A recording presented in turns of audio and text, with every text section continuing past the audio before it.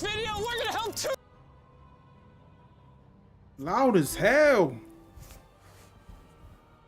And this it.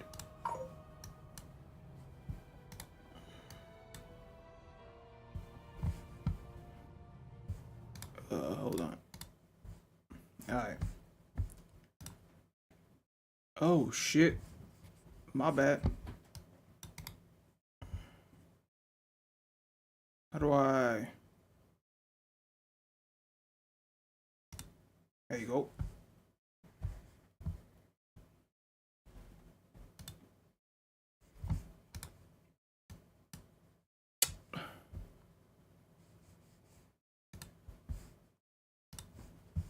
See what Mr. V's doing. Yo! In this video, we're gonna help 2,000 people walk again. The video you are about to watch is unlike anything we've ever done. Walking is something most of us take for granted every day. But for millions of amputees all around the world, they don't have that same luxury. But in this video, for 2,000 people, that is about to change. I had an accident back in 2020. I shattered both my ankles. When he first got sick, they didn't even think he would live another year. I was in a car wreck when I was 17. That's how I lost my feet. And to kick things off, we're going to help Stephanie. Hi.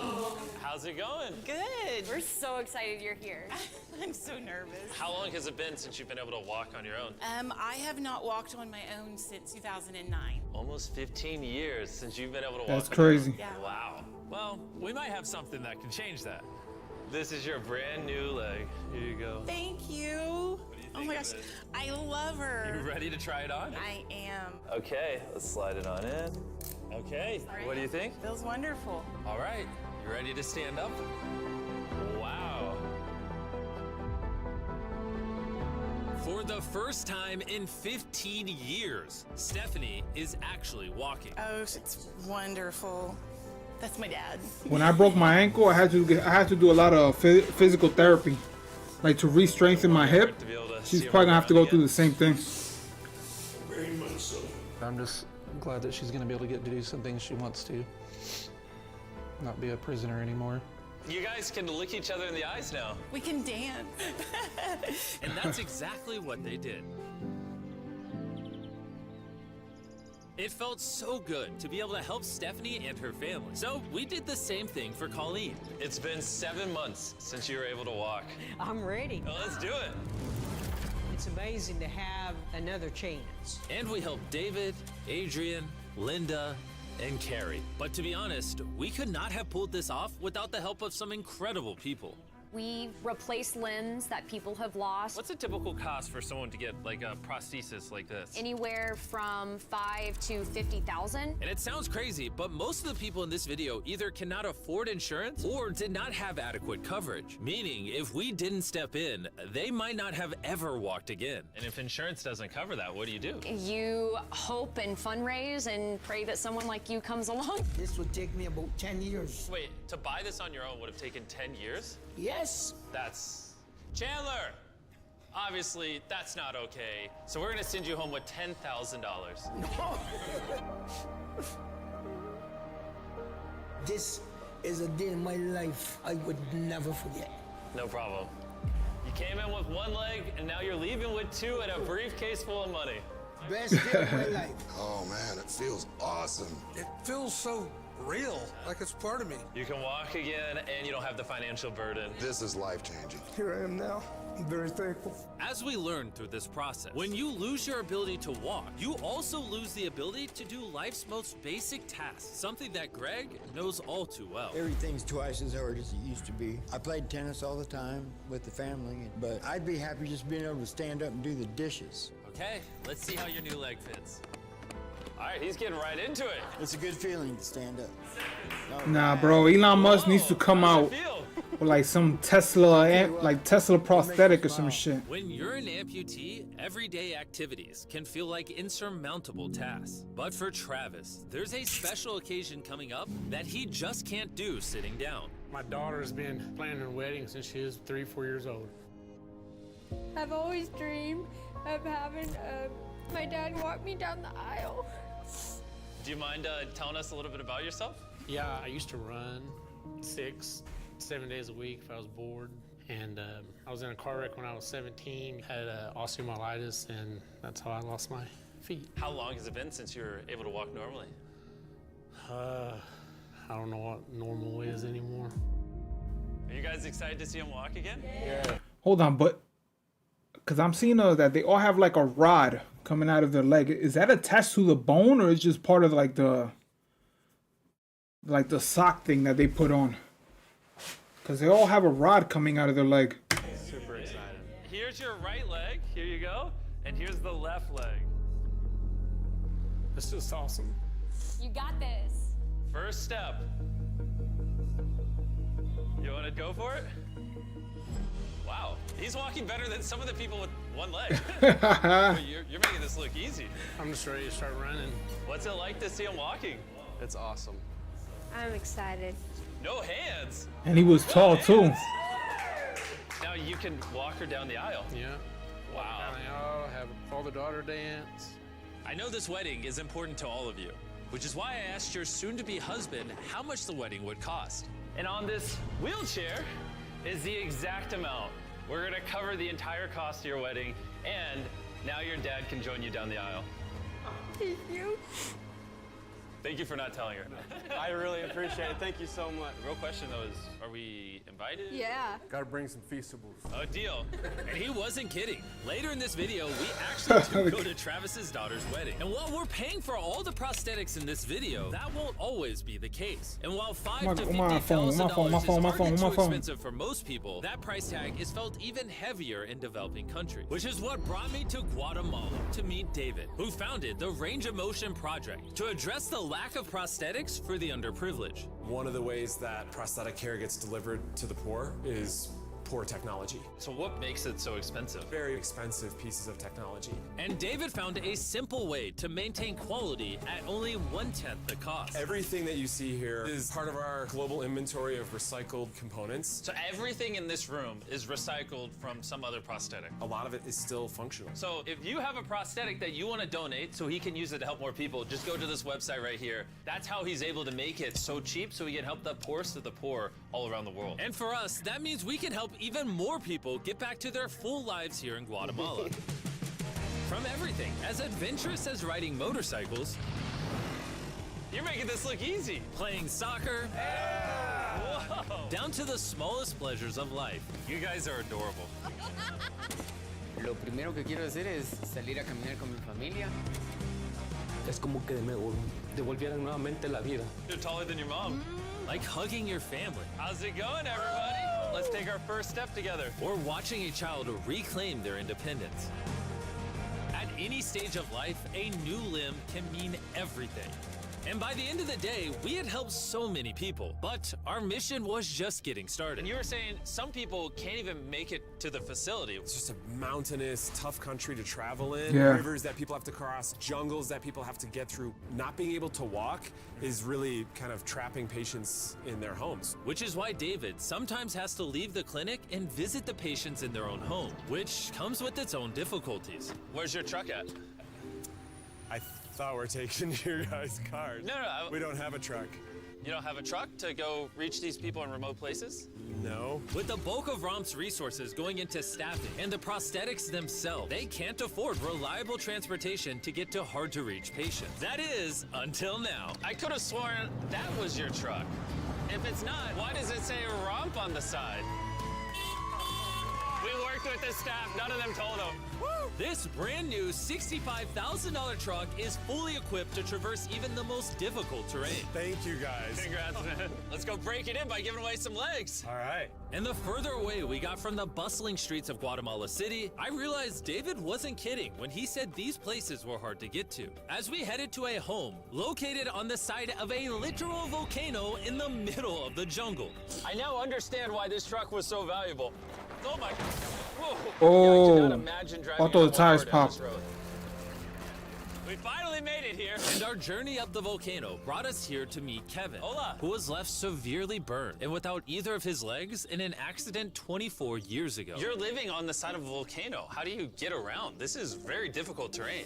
Sí, es algo difícil. It's too rough for him, so someone actually does need to push him in a wheelchair. And that ends today. Gracias.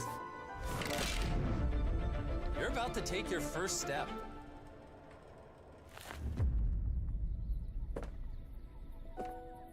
All right, now we're walking down the side of the volcano. Come on over here, Mom. Aw. Son bastantes que a veces tienen dificultades y gracias al Creador por ponerlos en nuestros caminos. That made Kevin the 71st person we've helped walk again. And We still got a David bunch took that more to momentum go. with us to help even more people over here in Ecuador. Like Kelly, who spent 6 days. Are they gonna do arms too, or just like Not even knowing if she would get a prosthetic. oh walk again? Okay, never mind.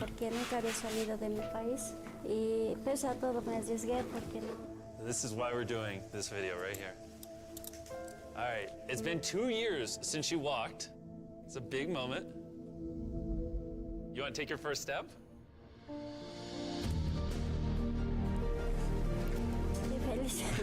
Kelly was so happy to be walking again that she then asked this. ¿Debes bailar? Sí, es que yo, ¿usted me puede acompañar? You want me to dance? Sí. Oh boy, I don't know what I'm doing. You wouldn't even believe this is her first time walking in 2 years. She started dancing, what?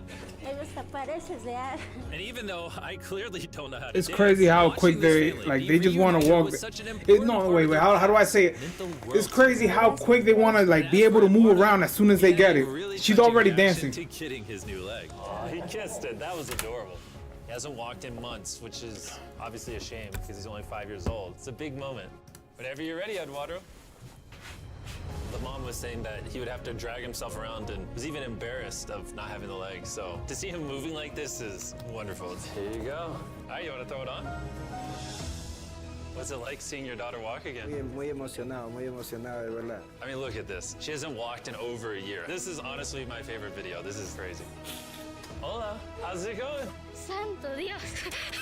Hola, ¿qué tal? Muy bien. Meeting Fede is cool and all, but the real reason we're here is your brand new prosthetic. This is all yours, 100% free. Muchas gracias, muchísimas gracias. Estoy agradecida. ¿Qué se siente caminar de vuelta? Una felicidad enorme. And to further inspire strength in the 50 amputees we helped here in Ecuador, David shared with us one of his favorite rituals. We love to take them hiking on that mountain. And now we're gonna climb this mountain to break in their new prosthetics. If they can climb this mountain, they can get through daily life. I can see the symbolism of this task. Let the journey begin. All right. Whew. This is actually pretty hard. This guy went from not walking to literally hiking up a mountain. I mean, it's truly amazing. You really like to challenge these patients. If you can reach a new height, reach a new summit with a disability, you Oh, the other guy had the feel tink tink. that anything else is possible. Y'all remember the I tink saw tink? Just that. The amount of persistence and ambition that these amputees showcase was unlike anything I had seen before. This is what this trip is all about. He's refusing to give up. I'll be honest, I didn't fully understand why we were climbing this mountain, but now I get it. It's to show them that if they can climb this mountain, they can essentially overcome anything with their brand new prosthetics. We made it to the top. You better drive him back down. Good job. If you guys can hike this mountain, you can do anything. I'm proud of you. Proud of you guys. And our reward now is this beautiful view. Now we're gonna head all the way over to Kenya, where we found a bunch of kids who still have their legs, but needed expensive surgeries to be able to use them, which of course we paid for. Look at that. Before the surgery, some of these kids have never walked their entire lives. And now look at them. When I try to walk, I can find myself down, not knowing the way I felt down. I was being laughed by my fellow students. So sometimes I could not go to school.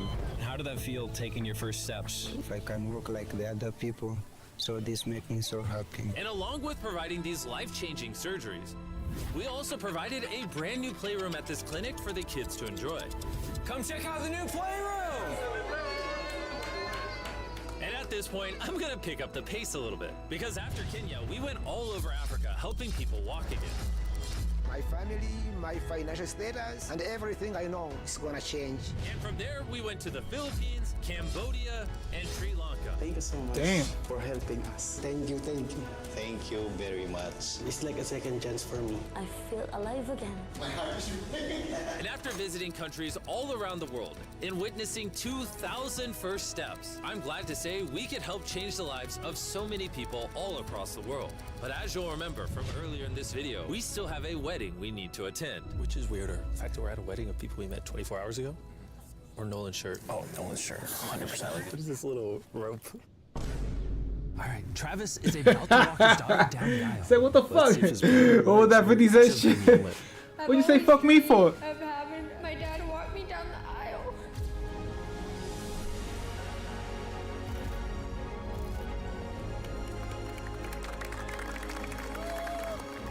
I'm about to cry, dude. This is awesome. Now I'm happy to give you all Mr. and Mrs. Anderson. Watching Travis walk his daughter down the aisle made me reflect on all the people's lives who were impacted throughout this video. I was able to walk her down the aisle. It was just amazing. Thank you guys so much. Hey guys, I wanted to end this video a little differently than normal, and I wanted to say that the fact that some of these people had insurance and were denied, some of these people had insurance but didn't have the right coverage, it just doesn't sit right with me. Their only hope right now of getting a prosthetic leg so they can walk again, so they can Yeah, go it's get messed a up, bro. job, is for a YouTuber to step in and help them, which is absurd. I don't know what the answer is, but I wanted to say this so the 100 million people watching this can get inspired, because what I saw when filming this video is just obviously not okay. So anyways, thanks for watching. I thought he was gonna start like in his own insurance or some shit. Alright, let me go play. I'm gonna play a little bit of Marvel Rivals, but all I know is like I don't know what it is about this game, but every time I play it, I just get a headache, bro. Boom. Close this.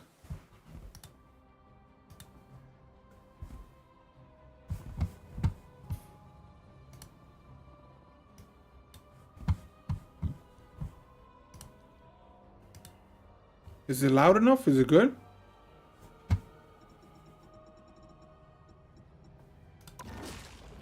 Uh-oh. Alright. I just hope I don't get a headache, bro. I got a headache Saturday playing this game. And then it was going away on Sunday, and I started playing this game again, and boom, the headache came right back. Whatever, let's just go.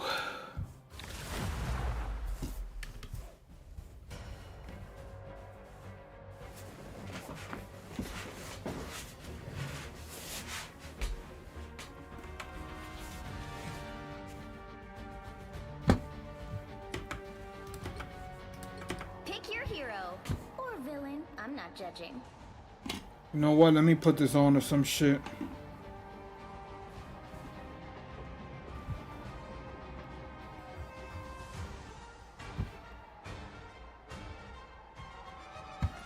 Who can I use? Who can I use?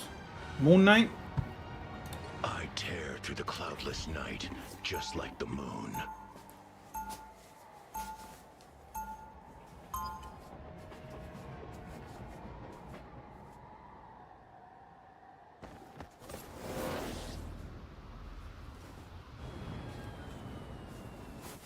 Khonshu has guided me this far. I trust him. 30 seconds before you attack. Get ready. Man, bro. Hold on. What's the glasses? I just had them. Take more than light to solve our problems. Oh, right here. Be your best self. If the world didn't need superheroes, I'd work at a carnival.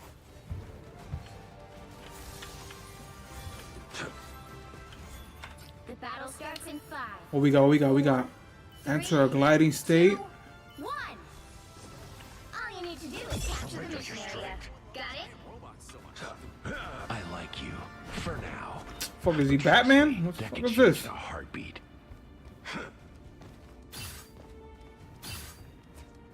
I like the cold.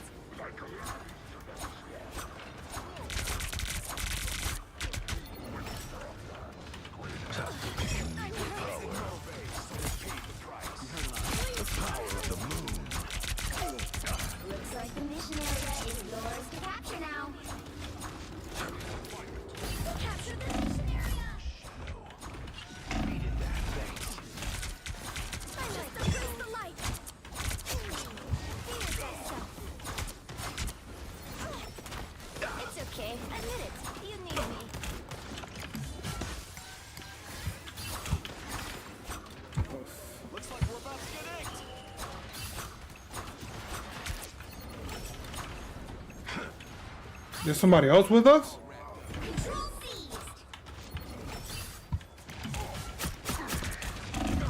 Damn! If I have it my way, I'm never going back to one of those. Shields are more steep. That's a dad job. Back, they'll be coming soon. Do we have healers on our team? Protect us. Oh snap, we don't. Control lost. So cold. I know that all anywhere. Bro, what?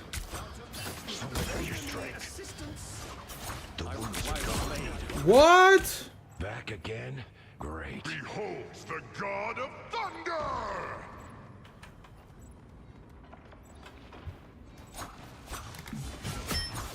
Your team's capture progress has passed the halfway point.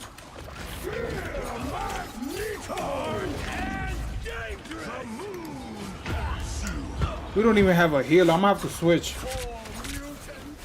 Change heroes, right?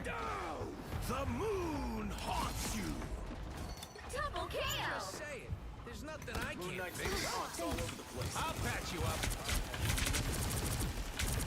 Hit the grand finale. Co-op time. This is a nice spot. They've almost got you. A nice deep freeze.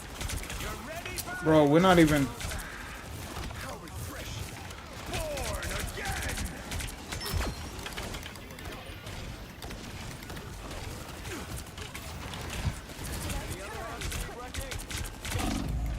your powers are mine. You'll have to keep fighting until you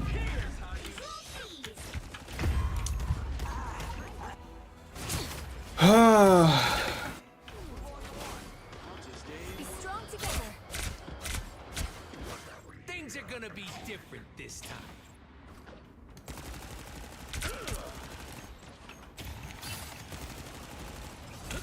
Relay deployed.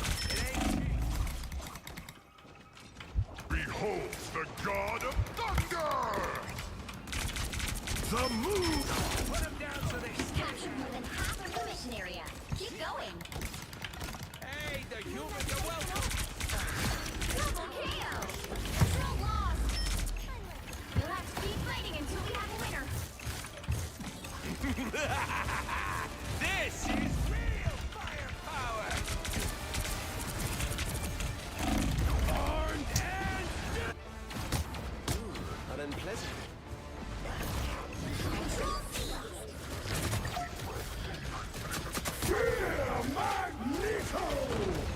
rockets launching again. Need some healing. You're welcome. Almost too late. Damn. We'll have to keep fighting until we have a winner. Armor packs here. Hey up.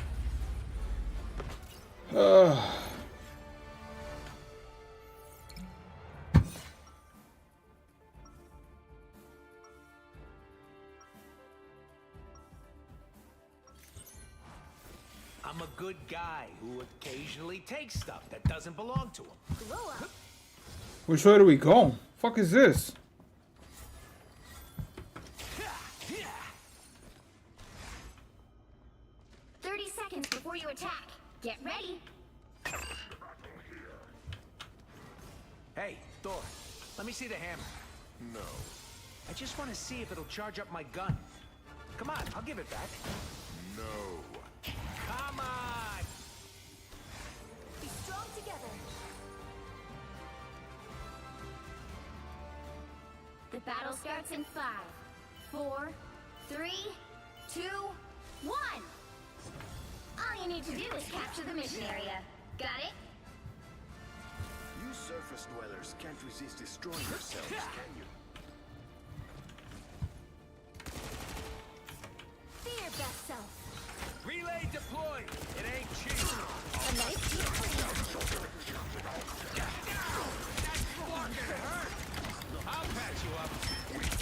It's the grand finale.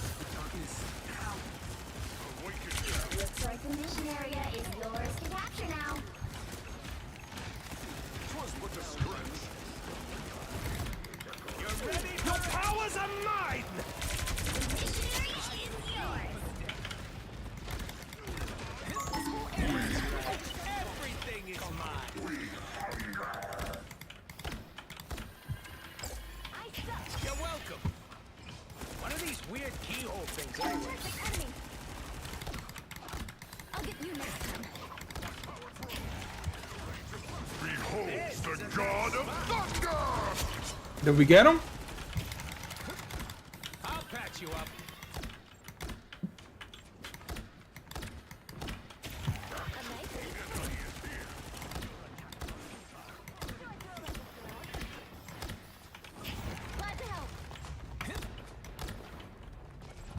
Wait, why is it going back down? Did we do something wrong? Armed and dangerous! Born again! I'm gonna go over there. I'm gonna go over there. You're welcome. I am Asgard's might! You captured more than half of the mission area. Keep going. Appreciate the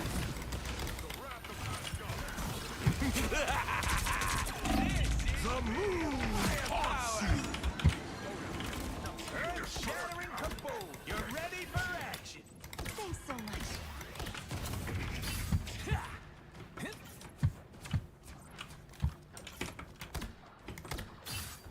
We must retreat.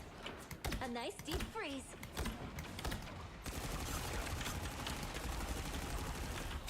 The area's almost yours. I'll patch you up. 'Twas but a stretch. The totem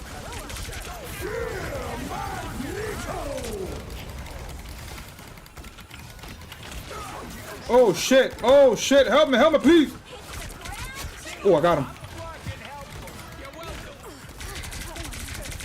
What are these weird keyhole things anyway? That was a quick game.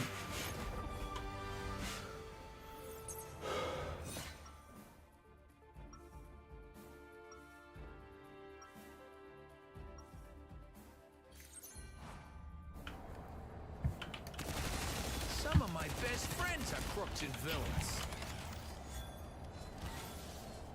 Be strong together. 30 seconds before you attack. Get ready. It will take more than light to solve our problems. You're underestimating my light. That's okay. Happens all the time. Grow up. We won't run away anymore.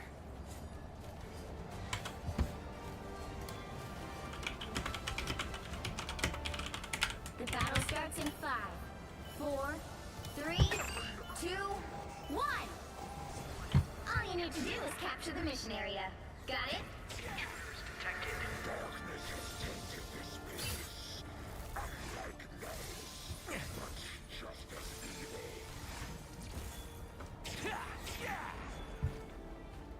This is a nice spot. Moon Knight's placed an arc. I'll patch you up. See, I'm flarking help. Looks like the mission area is yours to capture now. The mission area is yours. Done. What's next? Do we even have a plan? Unlike the cold, I don't have to be center stage. Be strong I'll patch you together. up. 'Twas but a stretch.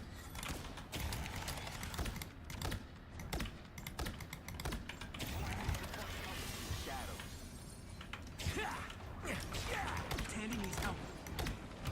Behold the god of Got him! Ha ha! Thanks.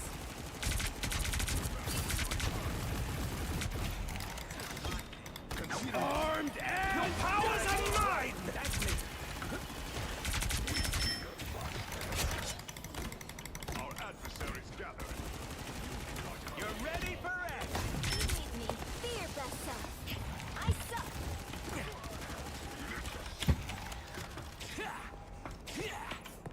Now let's go back, bro. Can we go back? Half of the mission area. Keep going. You're welcome. Thanks so much. Are we not gonna go back? Seal your power. Bro, do they know how to play this game?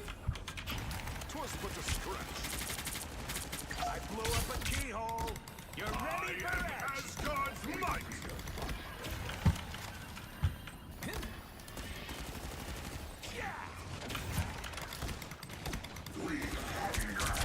The area's almost yours. The moon haunts you. You're welcome. My good deed for the I day. like the cold. I don't feel like using that right now, bro. Cause we shouldn't even be here. Now they're coming at us now.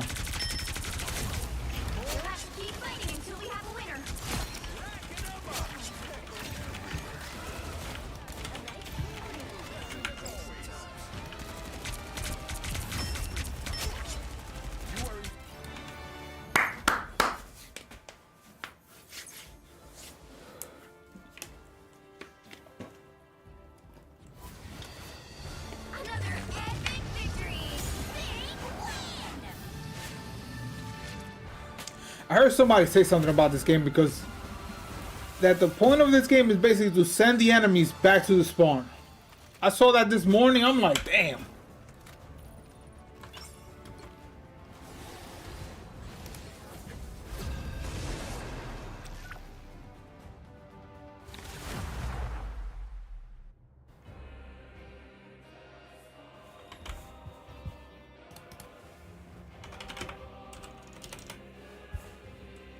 You'll need a top-notch team to win this one.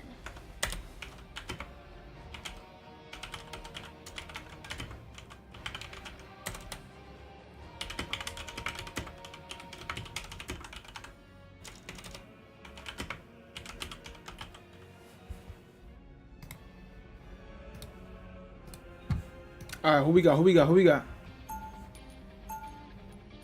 Should I go healer again? Who are you calling a raccoon, huh?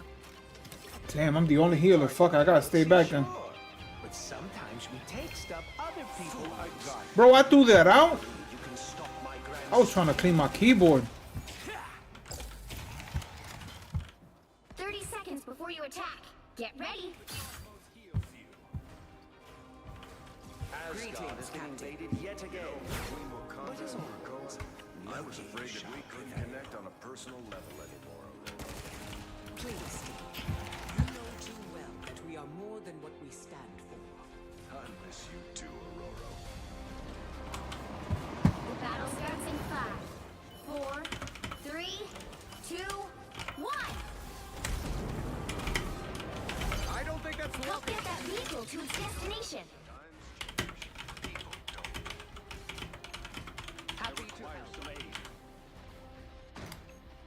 What do I hit next? I'm taking requests.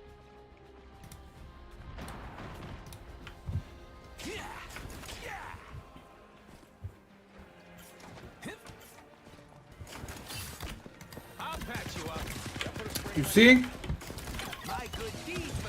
Yo, why are we over there, bro? Stick to the. I'm not.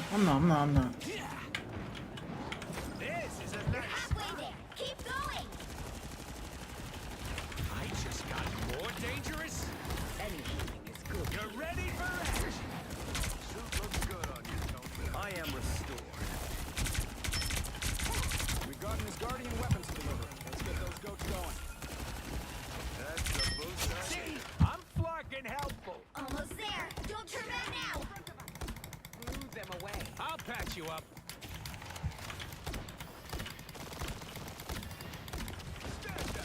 There's the man, doing what he does best. The vehicle reached a checkpoint. Keep up the momentum.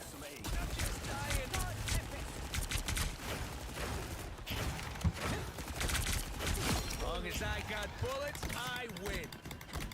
I'll patch you up.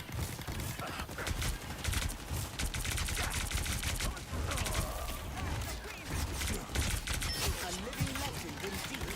I'll be shipshape in no time. I just got more dangerous. Am I getting hurt or no? I'm good. I'll patch you up. At your service. Behind us. Somebody help me, please. Taking out Star-Lord. Enemy ahead. Prepare to engage. Feel the wrath of the goddess. You're welcome. Oh shit.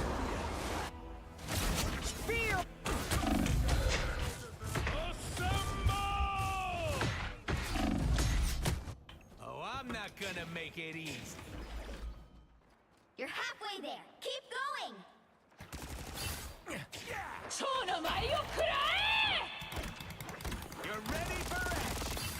back in the fight.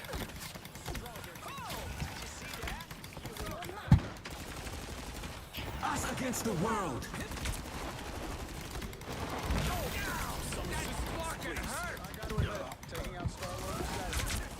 Rise, my friend!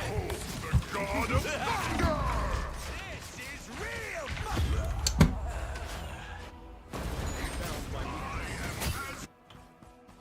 I thought I was doing good, bro. Things are gonna be different. Get that vehicle moving again!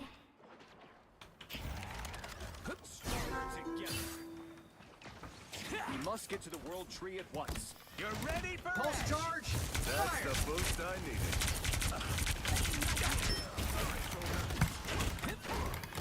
Armor patch here. Pay up. Team player against me.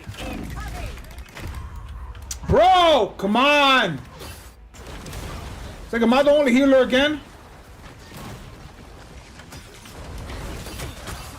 I'm gonna get some revenge. Step aside. I hope Friday got that. You're ready for edge. That's better. See, I'm fucking helpful. Great mistake. You're mine! I'll be shipshape in no time. Here they come now. I'll patch you out with my weakness. That must be really humiliating. Almost there! Don't turn back now! Hey, Sniper! I never miss. Coming for you. Don't mind me. Yo, I gotta like babysit everybody, bro. This is the only thing I hate about being a healer.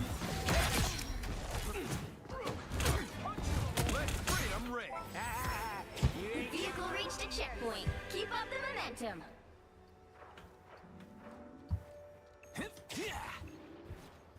Feel the wrath of the goddess! You're ready for edge.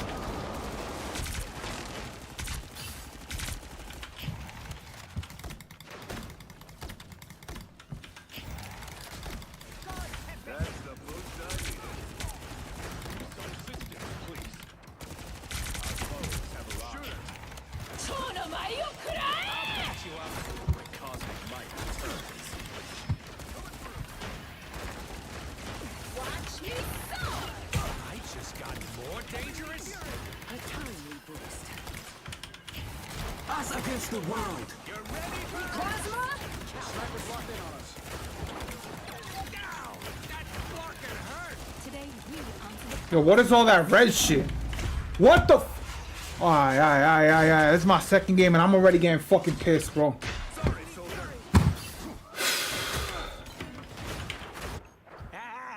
You ain't got rid of me yet. The sniper down. I will always lend a I'll hand. patch you up. what a difference. Relay deployed. It ain't cheap. That's the boost I needed. Let me guess, there's somebody behind us fucking us up like always. Extra lethal. A timely boost. Enemy ahead. That's it! Don't let anything stand in your way. You're ready for action. See there? A sniper. My good Today deed for the we day. answer the thoughts prayers. Pulse charge. Fire.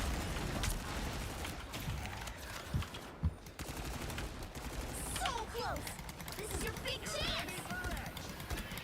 That's better. Feel the wrath of the goddess. And behind me. See, I can't even protect myself, bro. This is real firepower.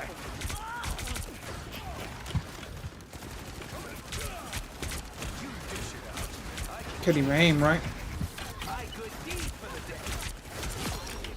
Hurricane incoming. You're welcome. I needed that. Another epic victory! Big win!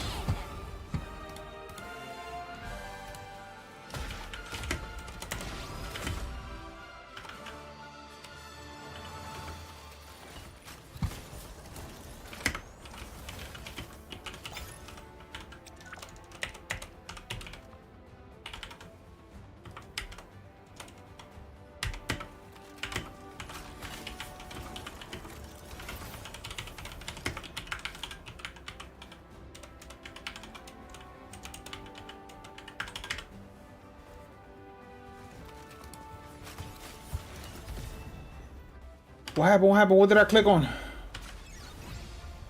Should I stick with this team?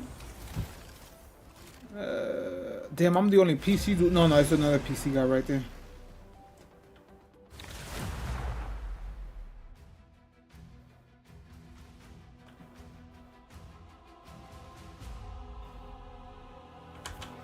You'll need a top-notch team to win this one.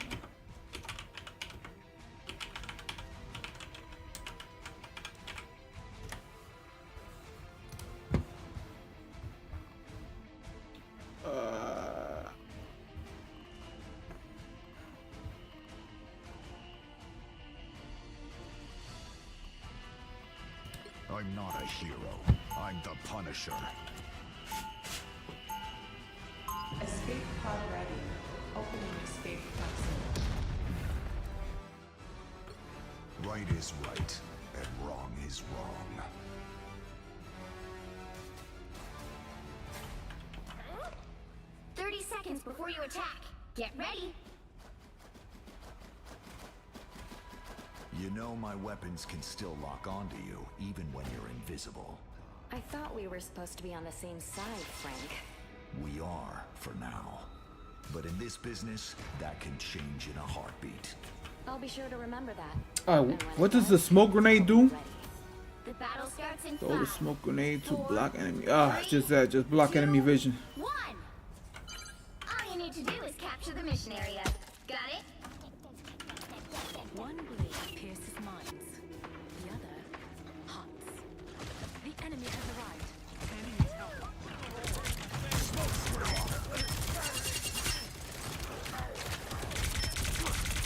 I'm good to go.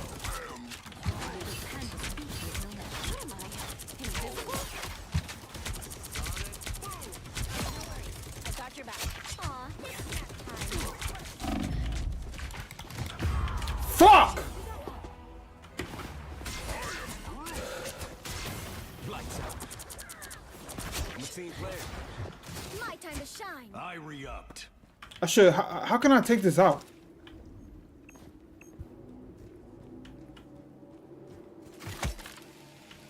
Oh, that's kind of dope.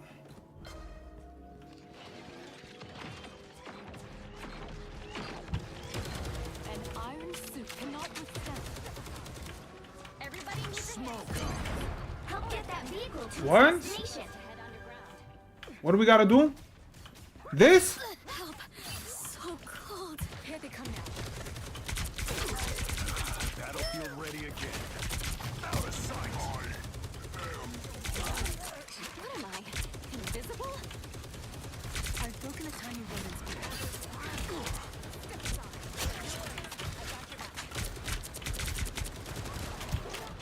Smoke screen.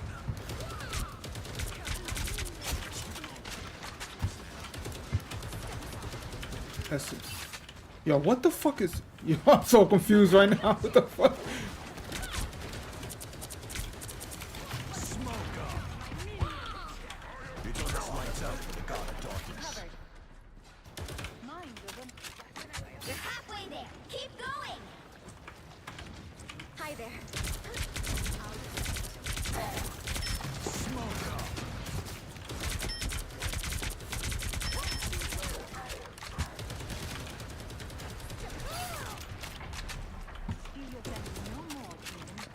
Good to see you. You know, it'd be cool if I could. What the fuck was that? Almost there. If I could put the gun up here. Smoke up. Judge, jury, executioner. I'm good to go. Watch me go. I've broken a tiny rodent's feet. Whoa, I can't see nobody. We need to get Null's essence beneath the Can't see nobody. It ran out. Reach the checkpoint. Keep up the momentum.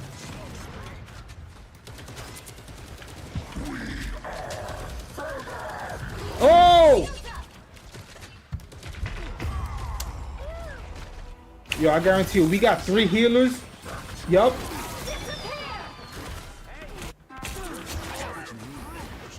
Extended my deployment. Out of sight. Oh, my bad.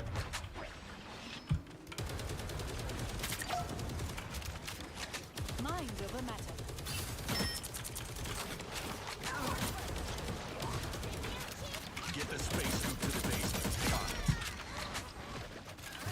Why did I do that? What?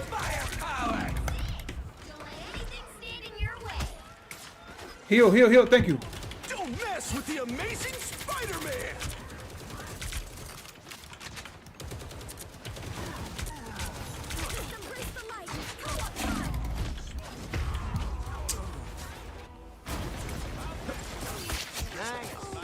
I think I'm gonna pick somebody else, bro. That's 3.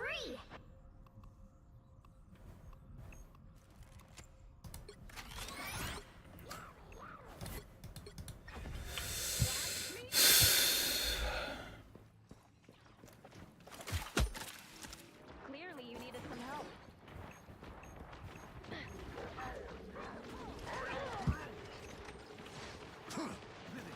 Great curious spiders.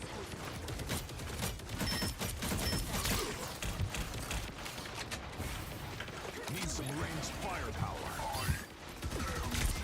Battlefield ready again.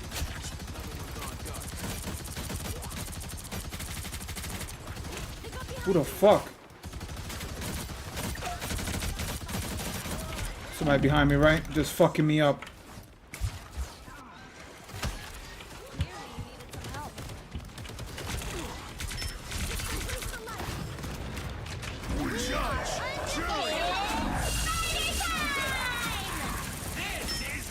Yo, how come he's not getting hurt?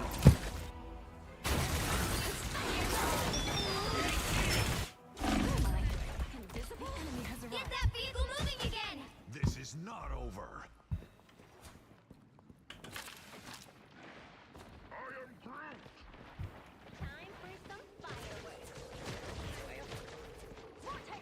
We deliver this essence and we go down trying.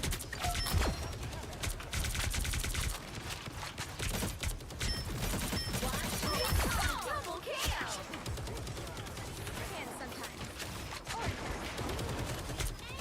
It's almost lights out for the God of Darkness.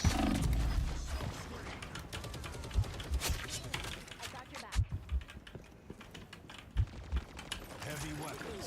So close! This is your big chance! Don't mess with the amazing Spider-Man!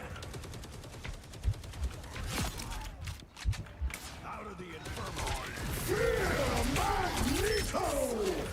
Frio, man, shut your ass up. There you go. Kill that bitch ass. Yo, our healers suck, bro.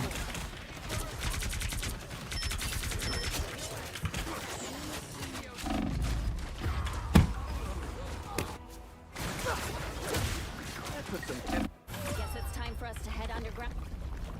Oh, what happened? Oh, we won. Okay, good.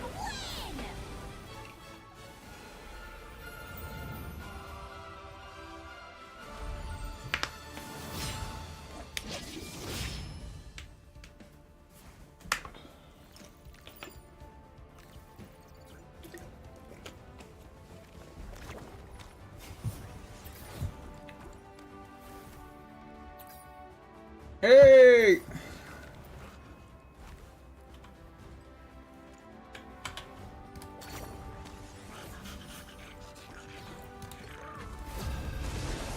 It's a good team so far.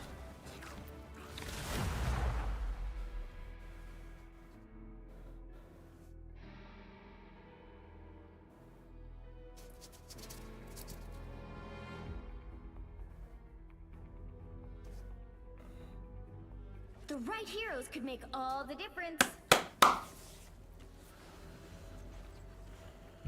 Should I go healer again, or y'all gonna let me? Oh no, I wasn't healer last game. I was the Punisher. You know what? Kind of want to go Magneto. Who can I work with? Who can I work with? Thor? I've never picked Thor before. You know what? I'm gonna go her. Life energy is a powerful weapon against evil. Like, I actually want to get good at this game. Such an emotional time. I like it. Mantis has no cooldown for the majority of her abilities. That's good to know. They'll be coming in 30 seconds. Stay strong. Mantis, yes, I am. I thought you should know there are Asgardians imprisoned in the Collector's theme park. King of lies. Well, a small price to pay. That's a lie. I sense The that battle you starts in understand. 5, 4, 3, 2, 1. You have to stop them from securing the mission area. Feel better, fight better. Oh, oh, oh!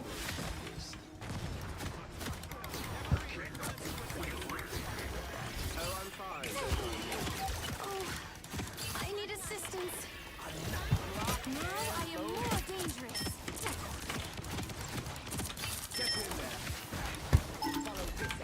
Focus on the battle. You made me angry. Rest easy now, with your rotten fans.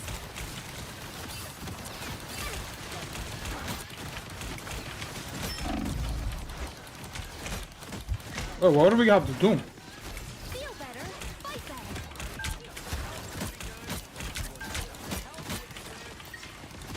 Such gentle creatures forced into war. Beware, enemies. System error. Hostile ahead. You better test this out. Hurricane incoming! Chin up.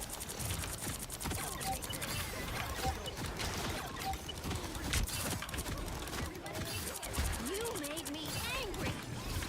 It pleases me to be helpful. Damn, we ran him the fuck out of here. Oh, God! I need assistance. We are undefeatable. Help is here. You needed some help, didn't you? Now I am more dangerous.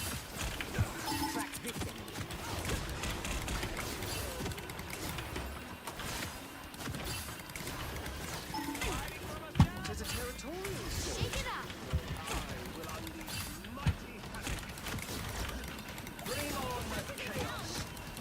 Hurricane incoming! My anger is healthy.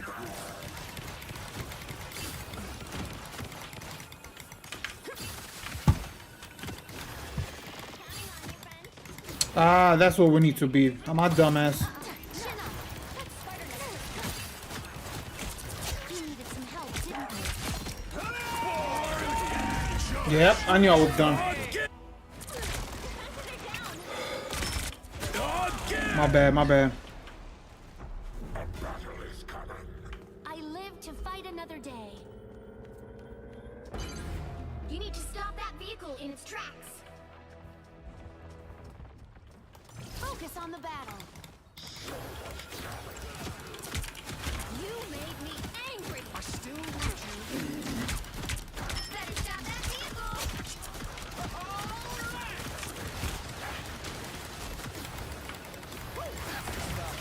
Our enemies are. We are undefeatable. You don't have to fight alone. Now I am more dangerous. Appreciate the boost. That wasn't very empathetic.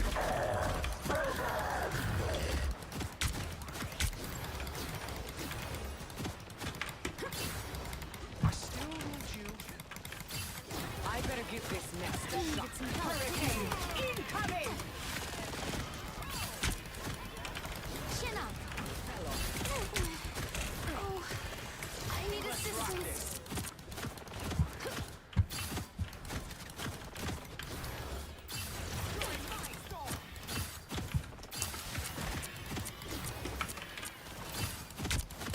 It's party time! Chin up. My ice energy grows stronger. You need time. It pleases me to be helpful. Chin up.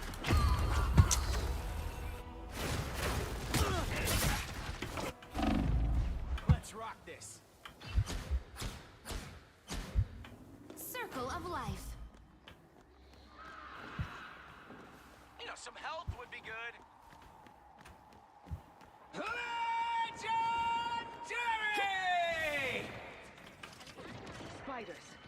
What the fuck?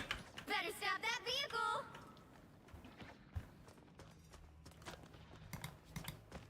They can't leave. Stop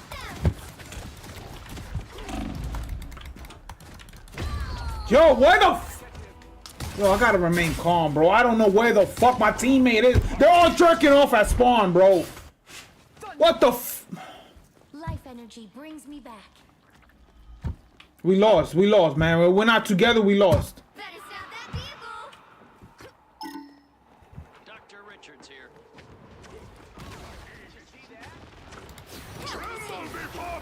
Armed and dangerous! They hit a checkpoint. Now might be a good time to stop them. We are undefeatable. You have my gratitude. This is natural anger. A shield. Perfect.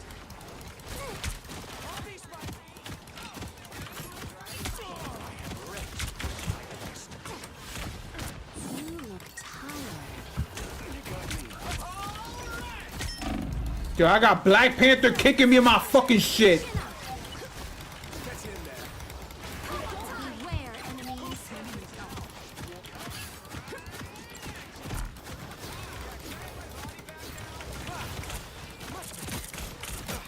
Hostile ahead.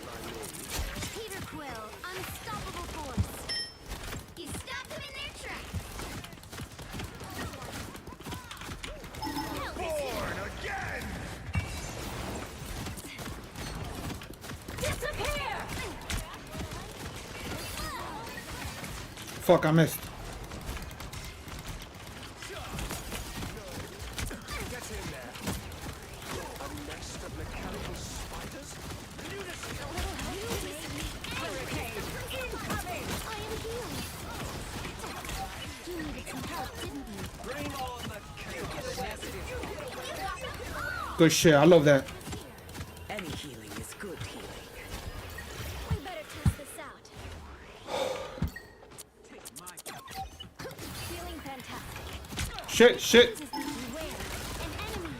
You stopped them in their tracks. I see them. Chin up. That's the stuff. Render me assistance.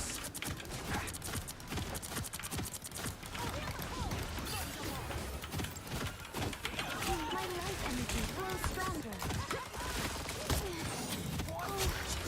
I need assistance.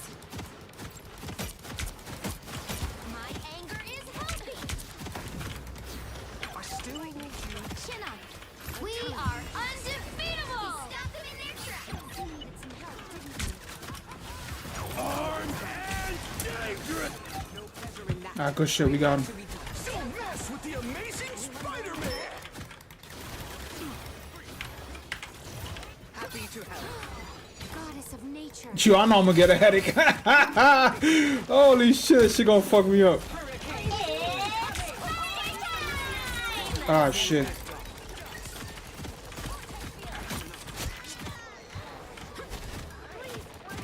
Chin up. Your dog is suffering. Payload the lightning.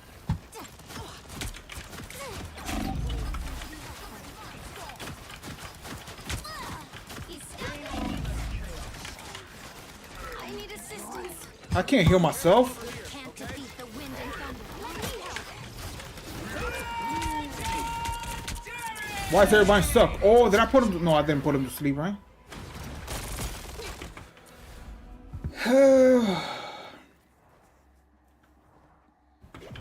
Life energy brings me back. Only 60 seconds left. Chin up. Needed that boost. Beware. Stop that vehicle. It's now or never. Stop them. Oh, they do not look happy. Let my enemies.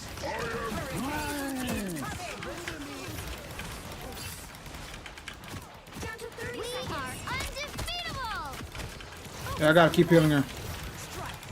Fuck! Defeat the wind and thunder. Take a nap. I'm the only one in the front lines. Fuck. I'll get you next time.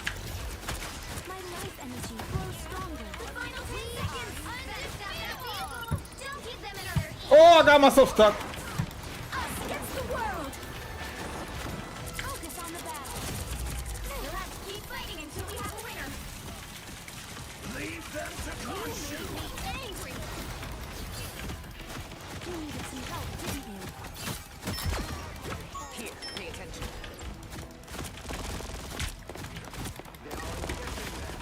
Put them all to sleep. Fuck it. Get them out. Get them out of here. Pack them up. Pack them up. Did we win? Did we win?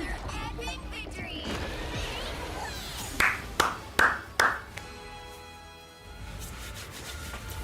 Woo-hoo. Yo, I'm gonna get nice. I'm gonna get nice. I'm gonna get nice.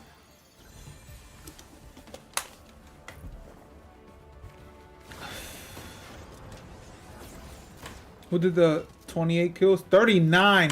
Storm. I know she was whooping ass, bro.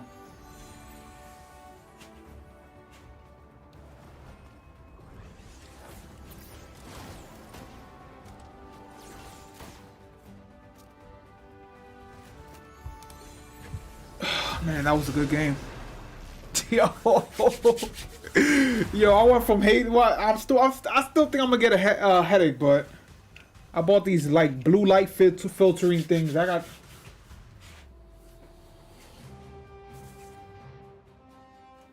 You'll need a top-notch team to win this one.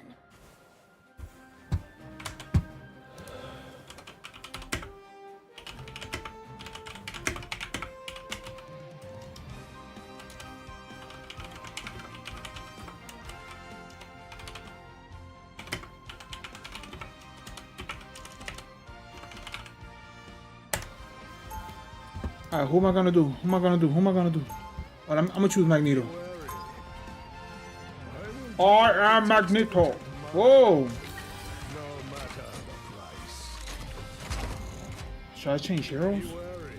No timeline exists. I am Groot. 30 seconds before you attack. Get ready. I should choose Doctor Strange.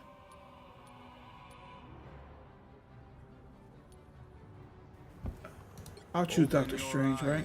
Reality is... The time entanglement is a vexing problem. Even for the Sorcerer Supreme. The battle starts in 5, 4, 3, 2, 1. Oh shit! The Vishanti sent me to the Ancient One. It was my destiny. Don't come back. Get in there. I don't know how to use Doctor Strange though. I'm opening a portal. A shortcut through space.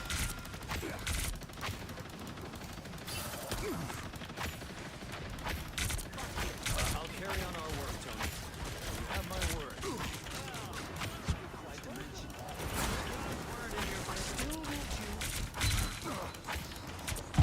Did he just jump back through the teleport? What the fuck?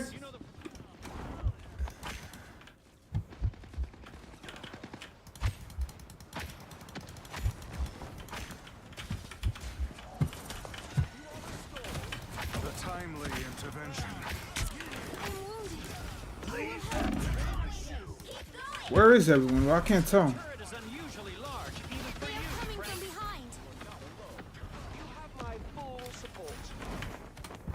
It pleases me to be helpful. Can't you voices we should retreat? Excellent forms, dear Mantis. Yo, we need heals, bro.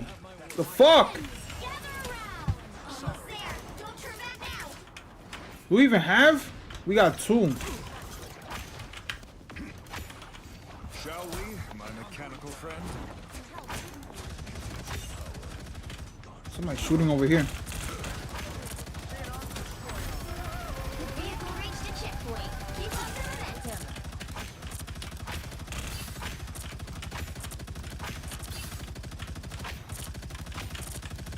Enemy in front of us. Usually I create my own shield. Judge, jury, executioner! Oh, he got that shit.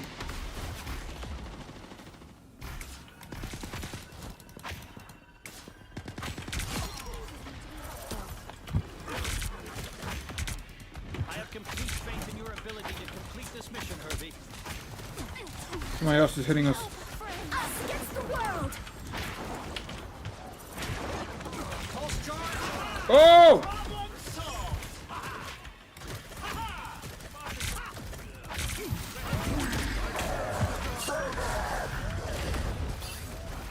Good medicine.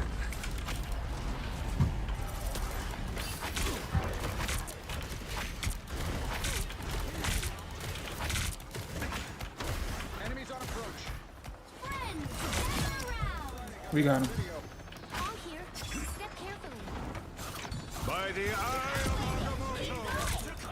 Of course you needed help. According to Dr. Richards, the glow of the moon That was it, bro? then reflected This motherfucker just sat Indian style on the fucking... Robot, especially Kush. Stand behind me! almost there. Don't turn back now. I'm gonna do this. I'm gonna do this real quick. I'm gonna do it like this. Disappear. Wait, it didn't work. I'm opening a portal. I need assistance. Pentagram of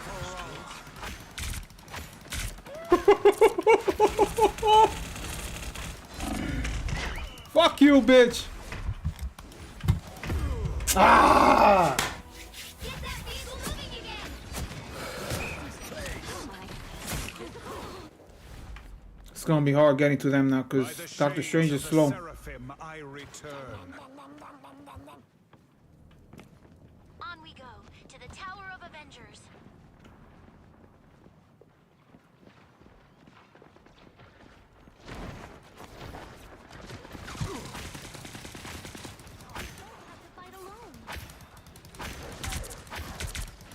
Namor's reinforcements, I presume.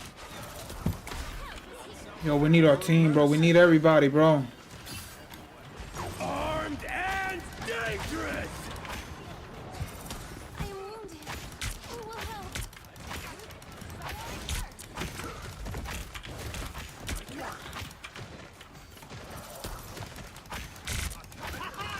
Problem solved! Us against the world.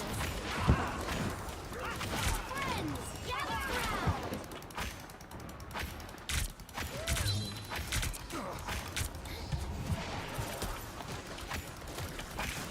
Get that vehicle moving again. My life force is exposed. Shit! By myself, bro. I'm dead. I'm dead. I'm dead. I'm dead.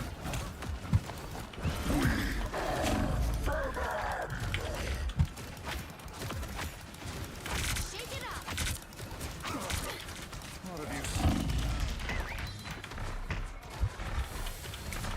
Yo, heal, please. Man, they're backing us the fuck down, bro. Judge, jury, executioner. What the fuck is this nigga doing, bro? Pain is no match for the Sorcerer It's not gonna be this. Supreme. Oh man, I'm telling you. Help, friends. By the eye of Agamotto. What does that even do? Akamoto! Head ass. The fuck is Akamoto, my nigga? Let me help. By the eye of Akamoto. Mortal pain is no match for the Sorcerer Supreme. Man, that shit is fucking trash. Separate their soul from their body. Any damage done to them, to the soul, goes back to the body. Piece of cake. Somebody right here. The creatures We lost. of the night shall not stop us. Hello, little friend. Excellent We're here to forms, help. dear Mantis.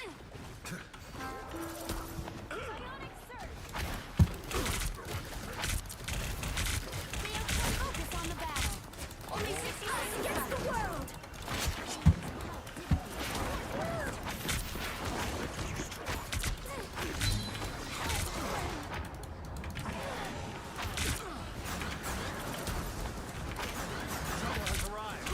I have the final word. As always. Good news. Let's go, man. Let's go, please.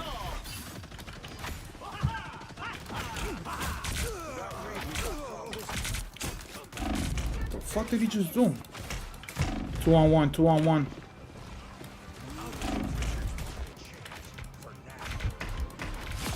Thank you. Thank you, thank you, thank you.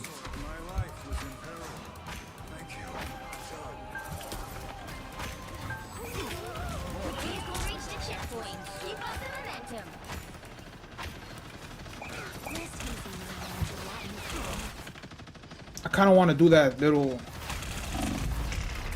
Hold on. I kind of want to do the fucking thing. Hold on. Nope, cancel. Get down. What? Because I canceled it, I can't use it.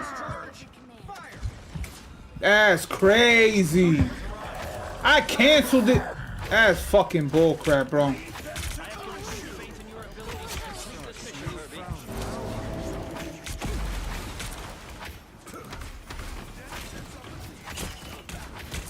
Armed and dangerous.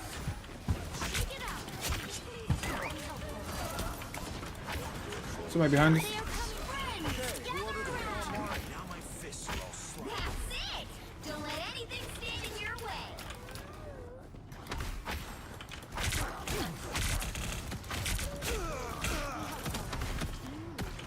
The fuck? Get the fuck out of here. By spell work. By the eye of Agamotto. Good medicine. You know the program, Herbie. Let's get you to the tower. These creatures may be the spawn. So close. This is your big chance. I'm hunkering down. Disappear! Down to 30 seconds. Double KO.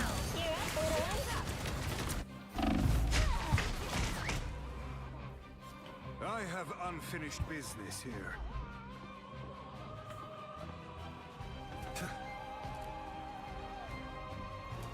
The final 10 seconds. Get that vehicle moving again.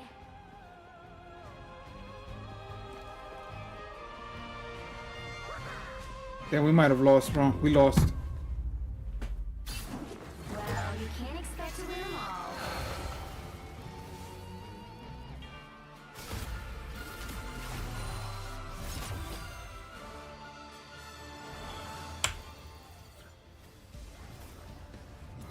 We played good too as a team.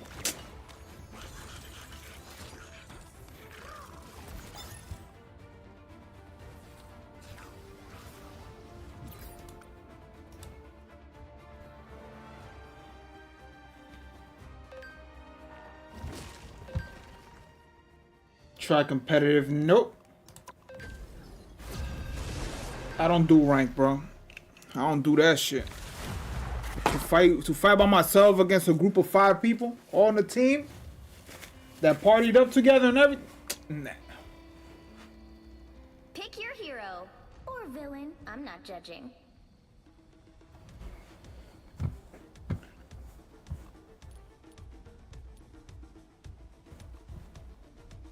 I am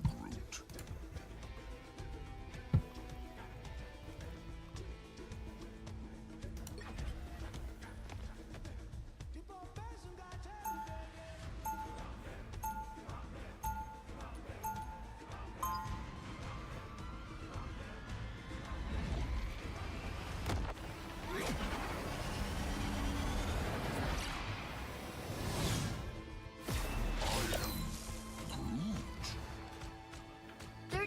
Before you attack, get ready. Groot! Oh, buddy.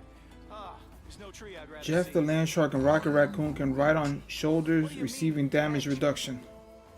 I'm used to fighting on the streets, not across all space and time.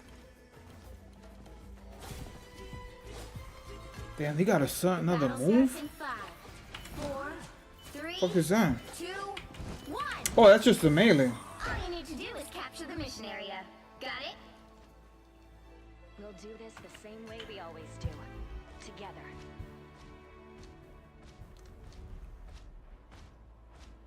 What am I? Invisible? There, ahead. I found them.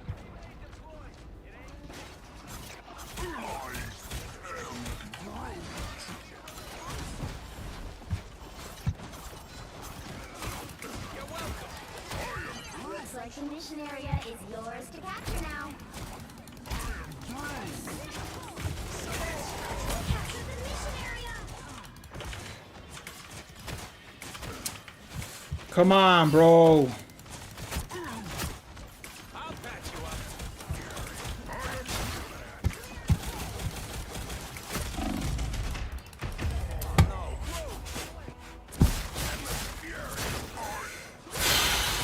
Oh, my back. More heavily armed than I am.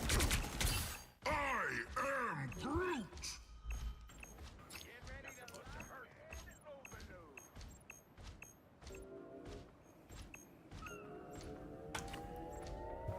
Control seized!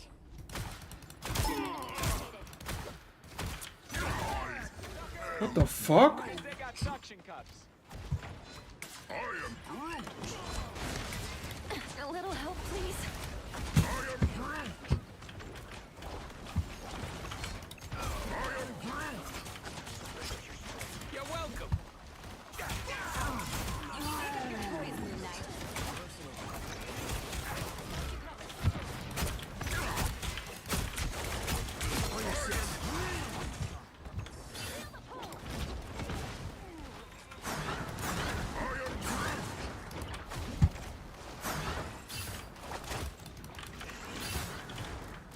Target neutralized.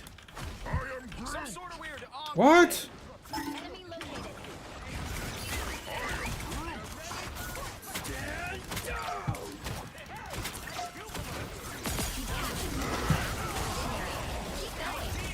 Enjoy the amplifier.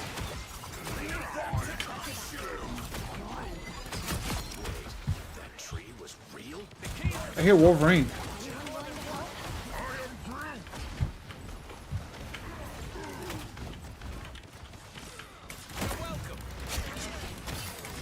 One less arm, one less problem.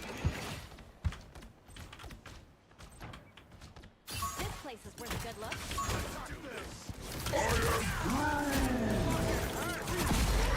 The moon haunts you!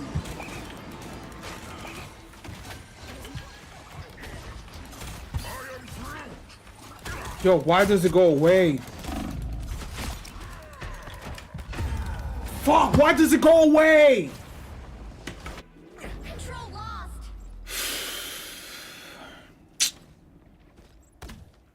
Groot!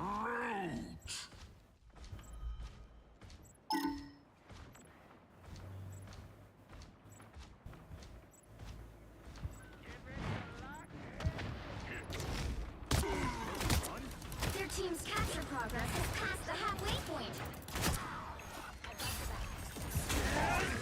Oh my god.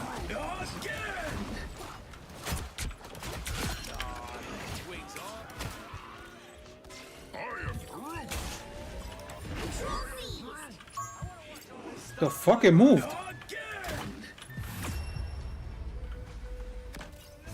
Damn, 21? Nah, he was whooping ass. He was taking ass house. He was taking ass house.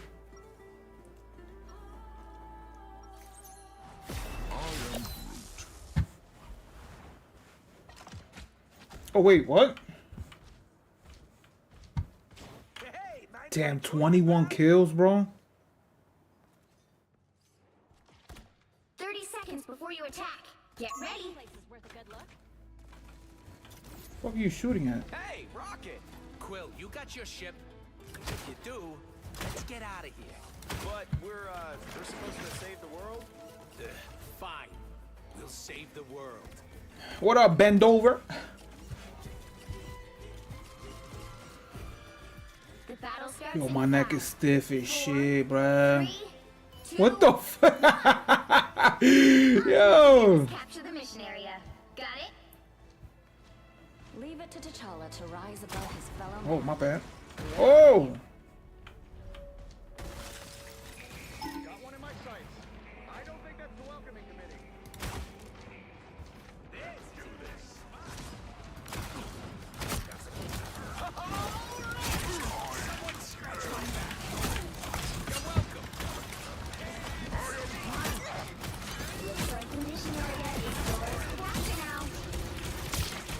Yo, help me, help me.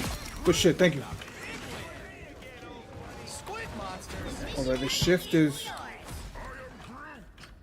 Lock onto this location. Knew we could do it. You know what? I'm gonna try to block them out right here. I am Groot.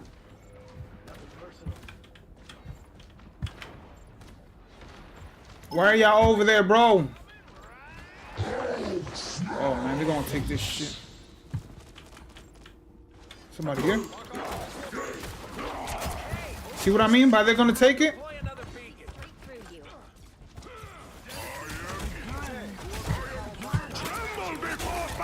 can hold it down. We got this. We got this. Bogey's coming up behind. My armor's got a lock on a bogey.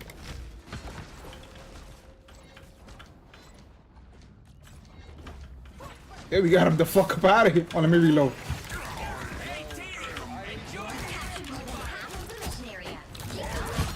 Got him. Where you going, buddy? Yo, Hulk Hogan is cool. I mean, Hulk Hogan. Wow, I called him Hulk Hogan. This dude is corny, bro. He goes back to Bruce Banner.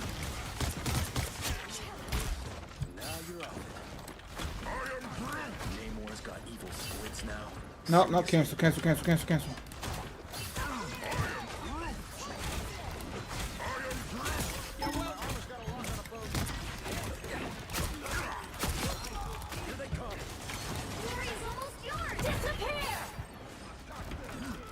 This might be on this. Looks like an alien, but smells like a fish. Pulse charge. Fire. Good news. Stand show we're sweep free.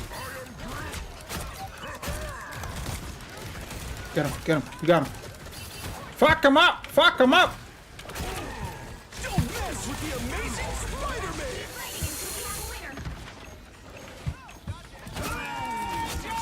The fuck out of here. Got him. Oh, Yik-Tak got him. Good shit. Oh my god, we won, bitch.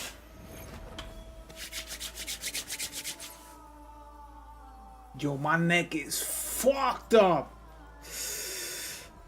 Another epic victory.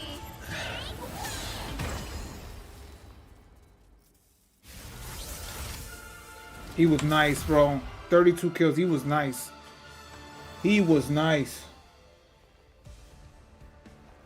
Yik-Tak. I gotta give it to him, man. He's on Xbox. Yo, shout out, man.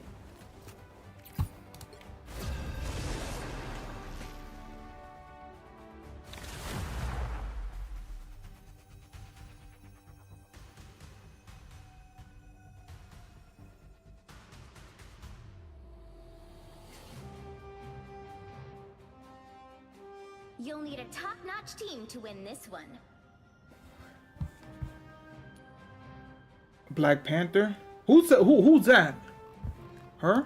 I have mutant powers and a little demonic magic too. Damn, we got a damage boost.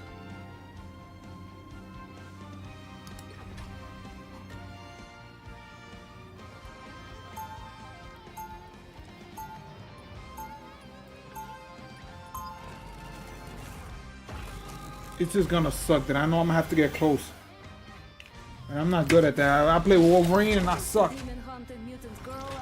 Oh, she used the edge. She's so. Alright, stepping disc. Jump through the stepping disc. Teleporting a short distance. How do I do that? Whoa! A fire burns inside you. That's literally true. Is it? I just meant the feeling I could Okay. sense. Watch me fight. Dash forward and launch enemies up. Okay. Spin with swing your sword. Summon Limbo Demon that attacks enemies after a stepping disc. 3, 2, 1. So I could do this, bang, and then. Just in time. Thanks. Do not fear, little one. We will guide you. Yeah, you see, I'm gonna have to get close, man. This shit sucks.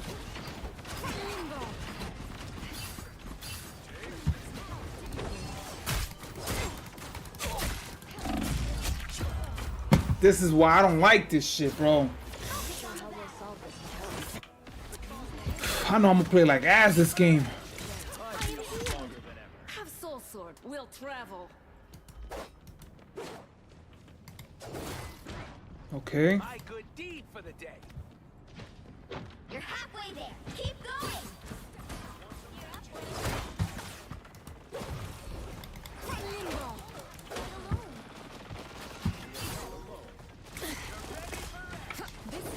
Just in time. Thanks.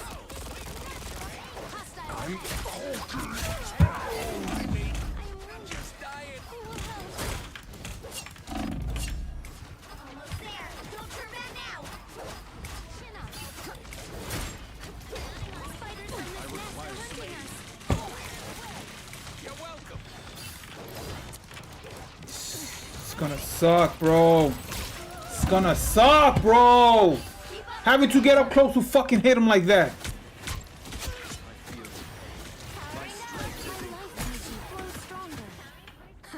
Back from limbo. It's like I got a Dark Souls character and a shooter. Spider bots, just like mine. Bitch. Oh, friends. Always use a shield. The spider nest is non-functional. It's spider time!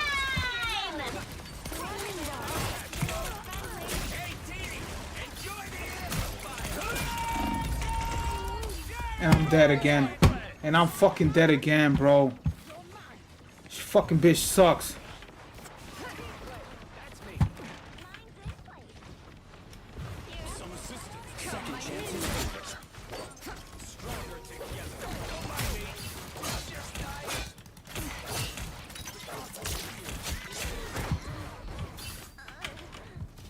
You're welcome. I was in trouble.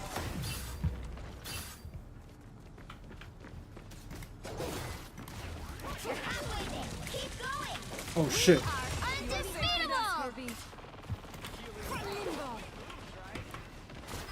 Watch me. Child! Shake it up.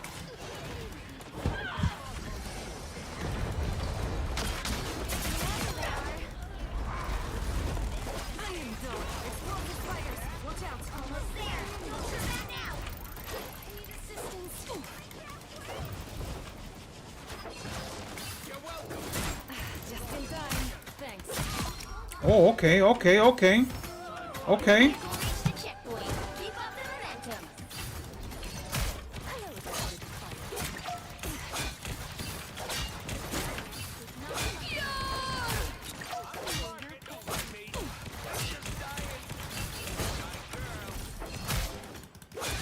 God. Woo, woo, woo. Oh my god. What happened?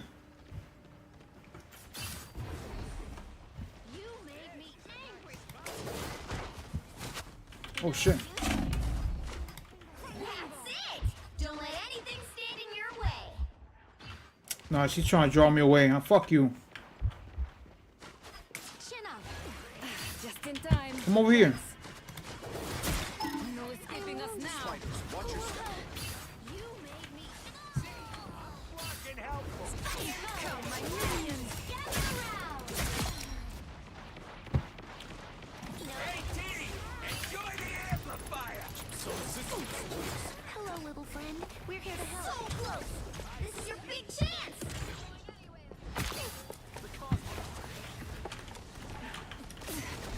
Oh shit, what the hell? It pleases me to be helpful.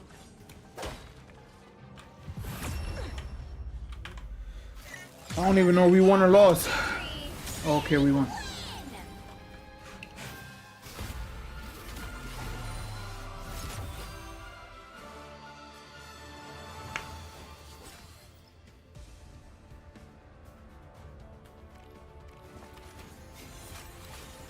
It was only one round?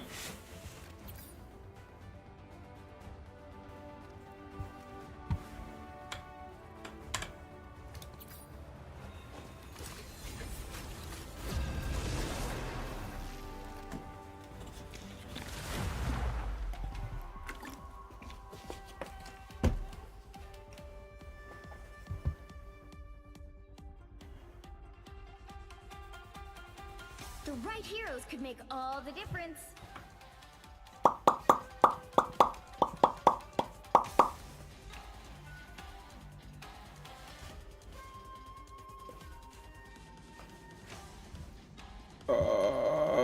Who do I pick? Who do I pick? Who do I pick? Moon Knight? I'll do the Moon Knight just so we can get more healing powers. Just like the moon. Yeah. Damn, big damn, big damn. Let me stop.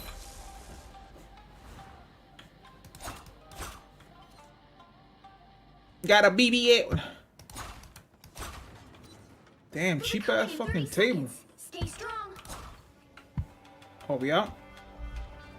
You can't have my new arm, Rocket. I'll make it I don't know how to use this character, bro. I don't know. He's like a bootleg Batman. Man. Oh, we can't go through here? The battle starts in 5, 4. Don't we have to be here? 2, 1. What's going on? Why is everybody over there? You have to stop them from securing the mission area. Oh, we gotta stop them from getting here. Okay, I see.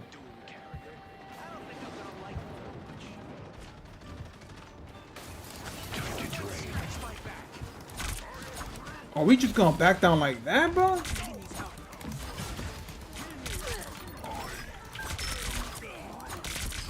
that, thanks.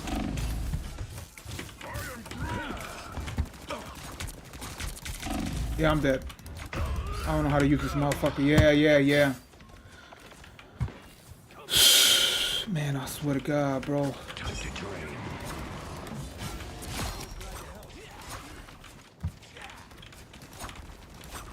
Who the fuck is that?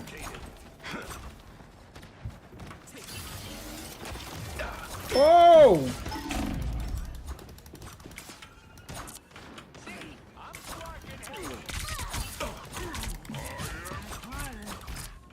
The wounds are gone.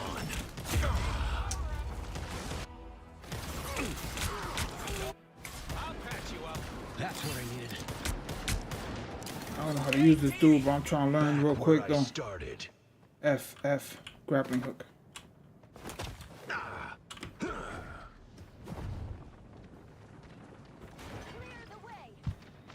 Armed and dangerous! Get in here, y'all.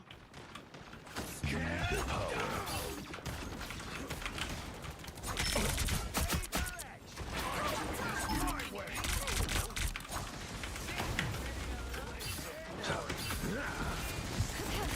The moon haunts you.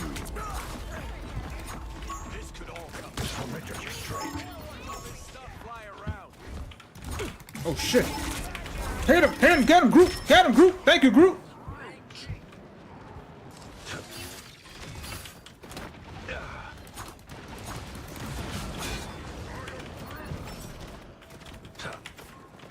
You need their power. You're welcome. Oh shit! I didn't see that, my bad. Alright, that feels better.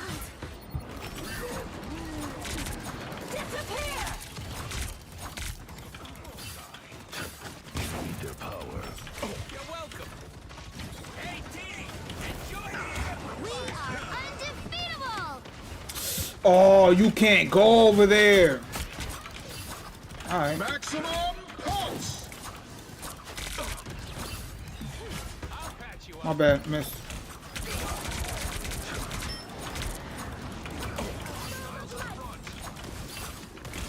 Time to drain.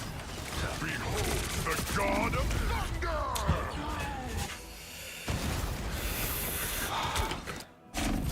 Again! Khonshu, watch over me.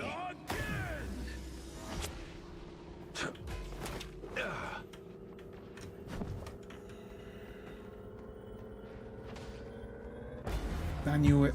I knew it. You need to stop.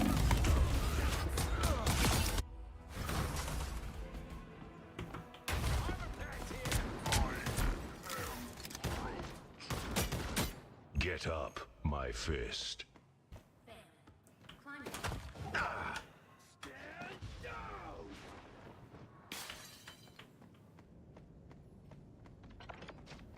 This is a nice spot. Better stop that vehicle! Someone scratch my back.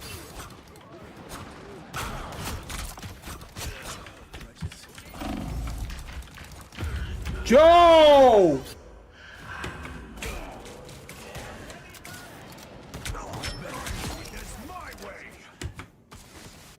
Still not dead.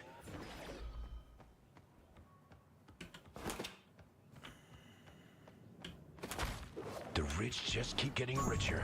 Some things never change. Oh, no, can't go up there. Oh, oh yes I can. Yep.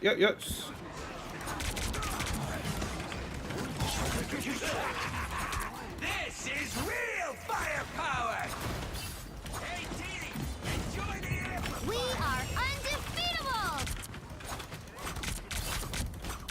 Punisher's down. Crazy. Oh, he's gonna whoop my ass again, bro. I don't have a fucking healer, bro. He's gonna whoop my ass, bro!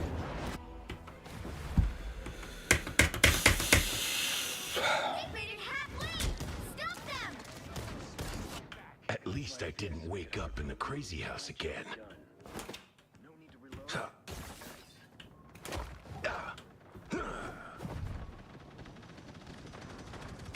You need their power. I'm infantry again. Behold the god of thunder!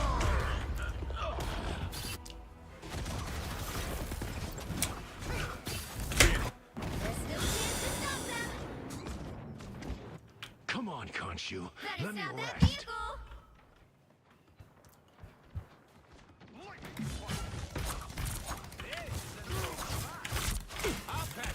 Armed and dangerous!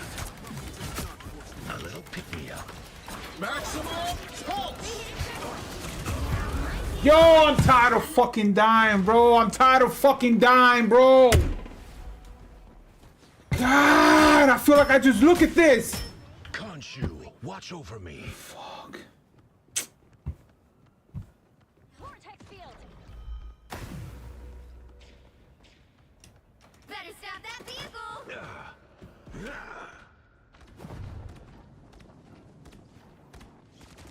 Someone scratch my back! The moon! Double KO! That's 3! Oh shit, I got revived. I didn't even know. I'm like, yo, what the fuck? Can we hold this down now, please? Surrender your strength.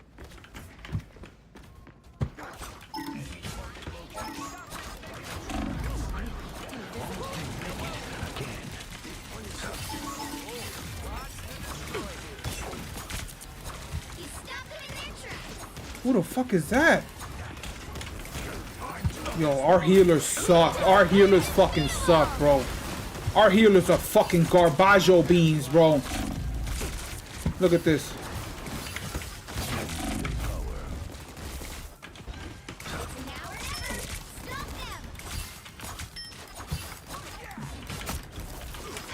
Punisher's down. Crazy. This is real firepower! Almost didn't make it again. Behold the god of thunder! You should have seen that coming.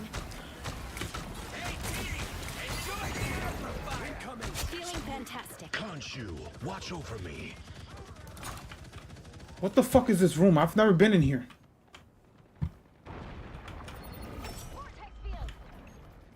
Stand down!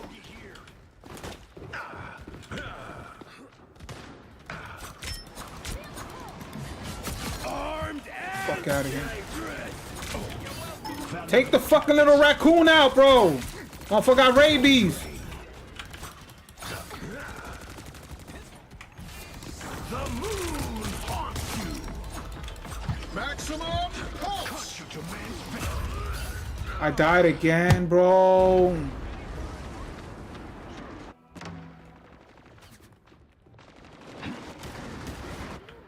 least I Don't give didn't them wake another up in the inch, crazy house or again. else you stop them in their tracks. Only 60 seconds left. Surrender your strength.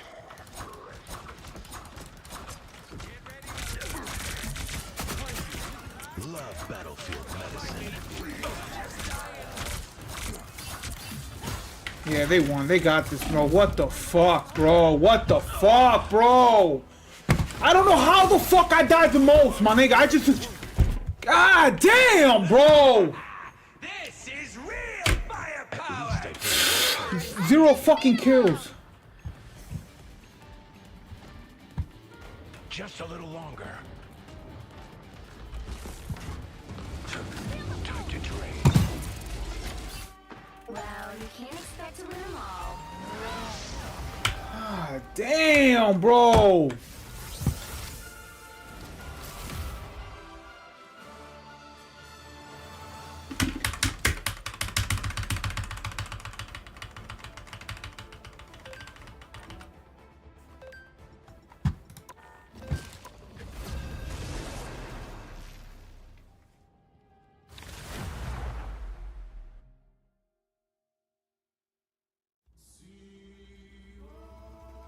Pick your hero. Or villain. I'm not judging.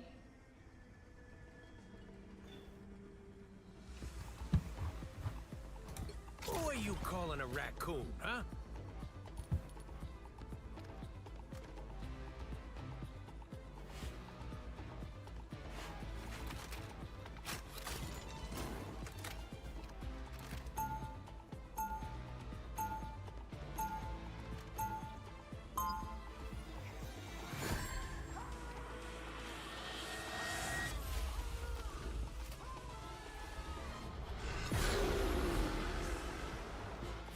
Some of my best friends are crooks and villains. 30 seconds before you attack. Get ready.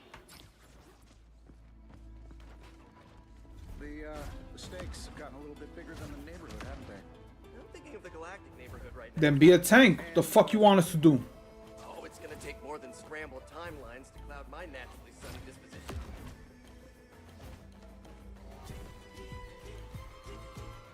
The battle starts in 5, 4, 3, 2, 1. All you need to do is capture the mission area. Oh, my bad. Got it? Damn, 40 seconds.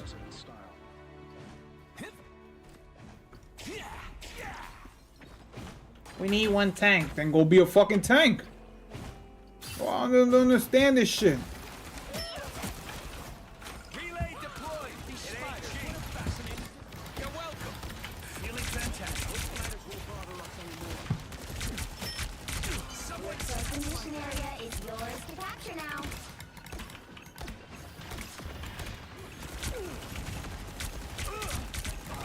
I'll patch you up. Ready? Are we winning? No, I'm having a great time.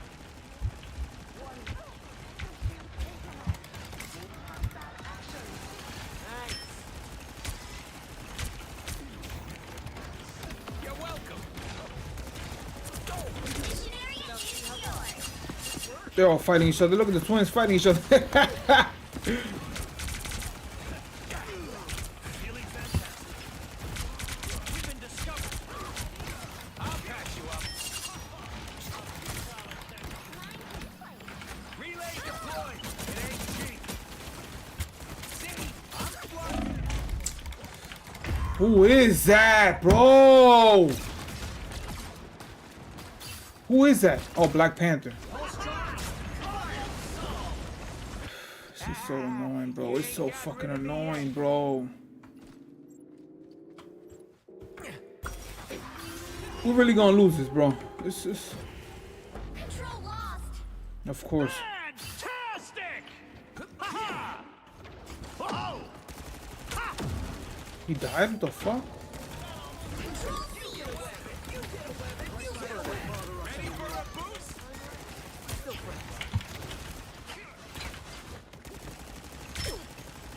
Go now! That fucking hurt! You've captured more than half of the mission area. Keep going.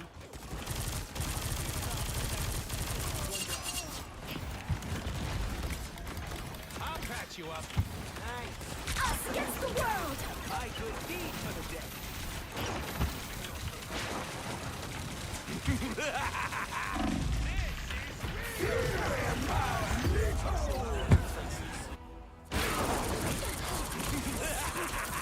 This is real firepower! Did you find that illuminating? I'm back! The area's almost yours!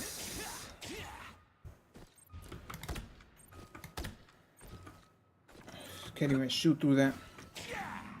Summon the Scarlet Witch. You're ready for action! I am ready to put on a show! You'll have to keep fighting until we have a winner.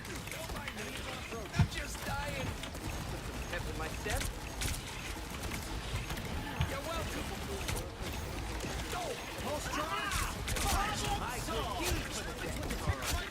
Oh shit. That's better. That put a spring in my step.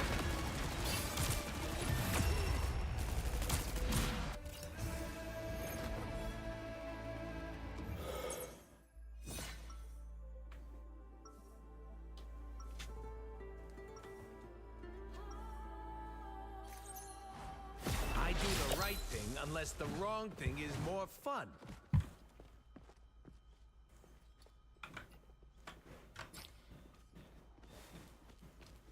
Hold space to fall slowly? What do you mean? 30 seconds before you attack. Get ready. Wait, hold on, what? Oh! You look different. Is it really you? Some days, Tony, I am not even sure anymore. Shoot bouncy spears to hear allies, okay. For so long. Well, you're not lost anymore. You'll always have a place with us, in any universe. Then we should The battle starts in 5, 4, 3, 2, 1. All you need to do is capture the mission area. Got it? Underneath my caustic exterior, I'm still pretty caustic. What the fuck was that?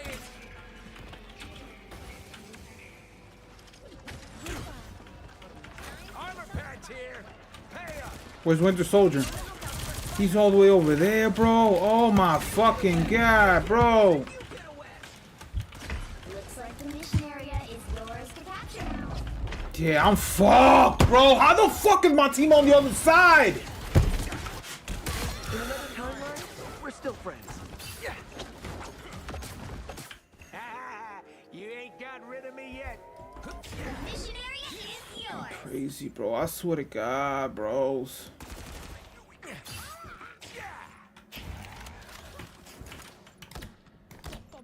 You're ready for action. What a relief. Winter Soldier, please. Right there, boom. Who needs a power up? Far better than that, Peter. Arachnophobia. Relay deployed. I don't think that's the welcoming committee. Oh, hell no. We're fucked. Oh, God. Oh, my God. I'll patch you up. It's fucking Black Panther, bro. God, get the fuck up out of here.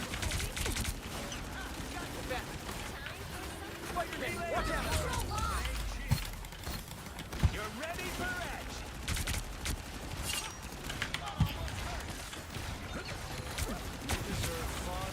Fantastic! Ha ha! Ha ha!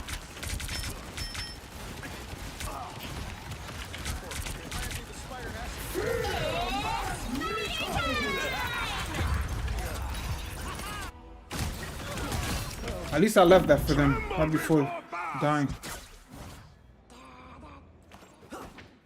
Things are gonna be different this time. What the fuck?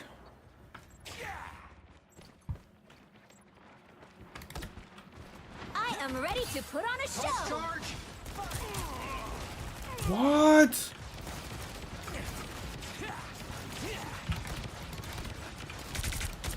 I'll patch you up. Your team's capture progress has passed the halfway point. Someone scratch my back. This is bad, bro. This is fucking bad, bro. This don't heal me. It feels like, yo.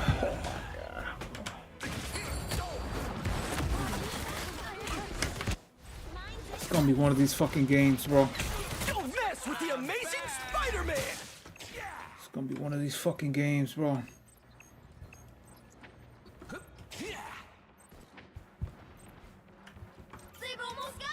What are you doing up there, you fucking bitch?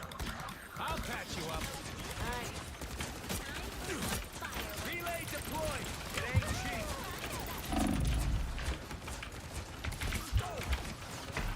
cheap. Yo, the whole team. I'm done, bro. That's the whole team right there.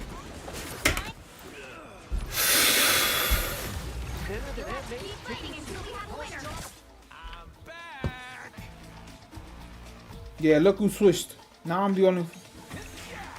Switch when we're ready losing. Switch when we're losing, bro.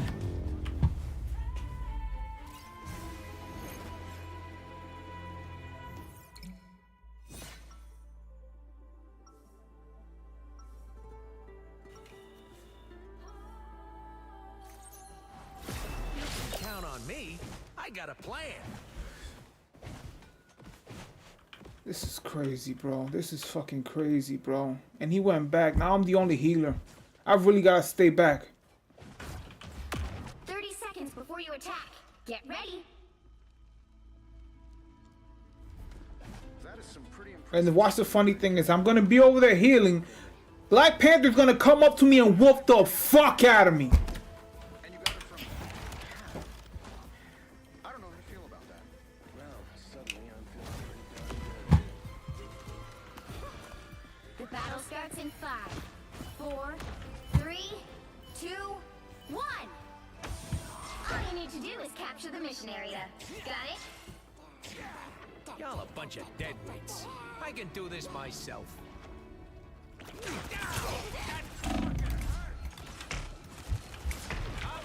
Look at this. What the fuck did I just say? What the fuck did I just say? What did I just say? It's like everybody is out for themselves. They don't work as a fucking team, bro. Everybody just scatters. And they leave me against the Black Panthers and everybody just getting fucking whooped. Capture the mission area. Armor packs here. It's no point, bro. It's no point, bro. It's no fucking point, bro.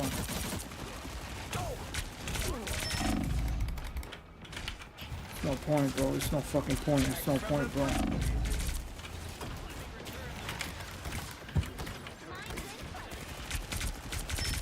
So we're just conceding the point, right? We're just gonna... Look at this. Shark went over there and died.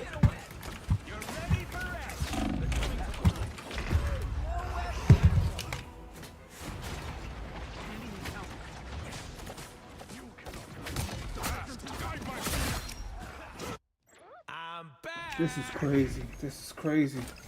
This is crazy. This is fucking crazy. This is crazy, bro. This is fucking crazy.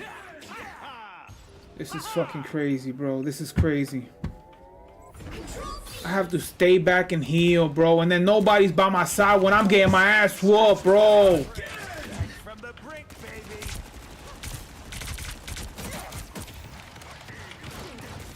Who needs a power up? An army of artificial arachnids. Look at them. Instead of healing, the shark is fighting them.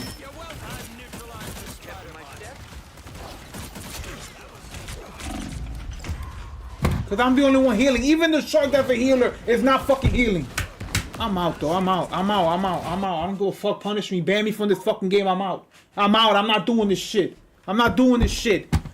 Even I don't give a fuck. Even the fucking shark is over here beating this fucking me instead of healing and shit. Fuck out of here, bro. I'm not doing this shit. I'm not doing this shit. I'm not doing this shit. It's fucking retarded. I'm not doing this shit. I'm not gonna do this shit. I'm the only one healing, and then we got another healer in the team.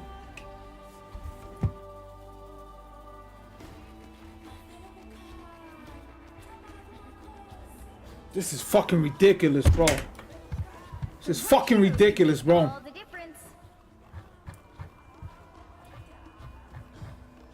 Groot.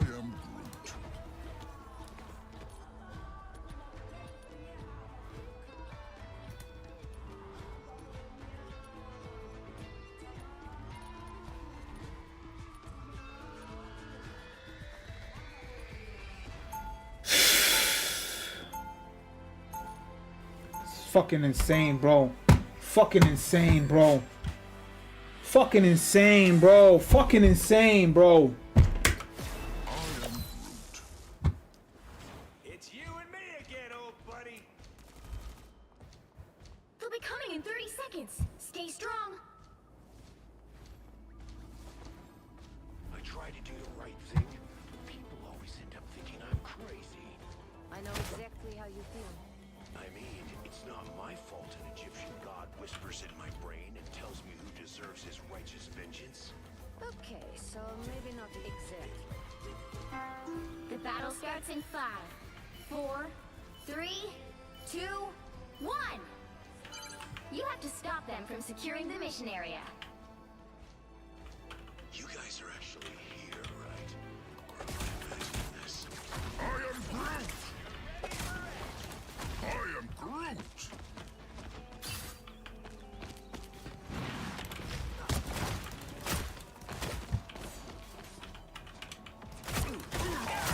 That fucking hurt. I'll patch you up.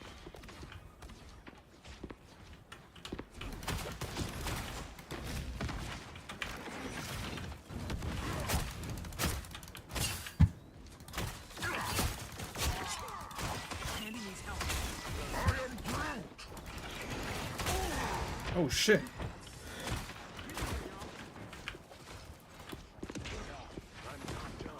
I'll patch you up. I am Groot! I am Groot! I could eat for the day.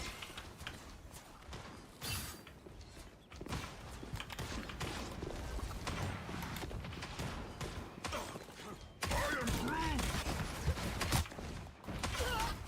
am Groot!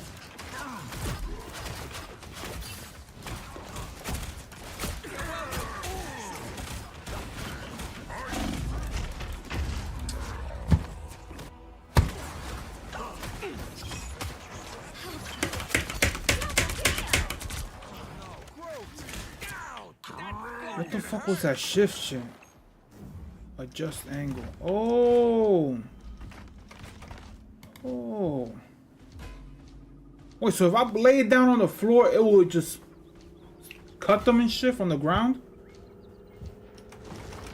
Like if I do this.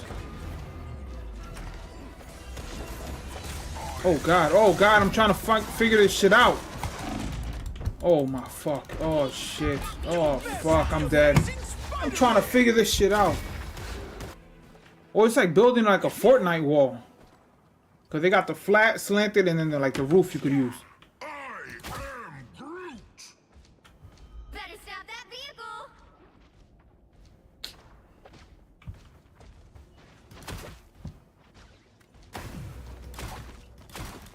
Armed and Yep. I don't even know what I'm doing. I don't even know what I'm doing, bro. I don't even know what.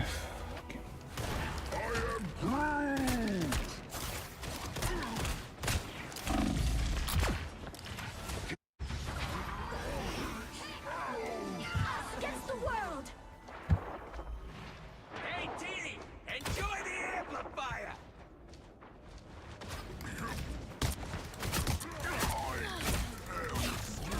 What the fuck?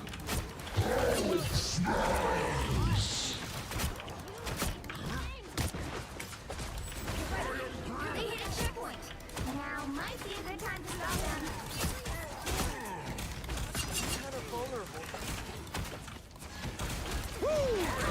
Never miss. Yo, I got Spider-Man and Hulk fucking me up.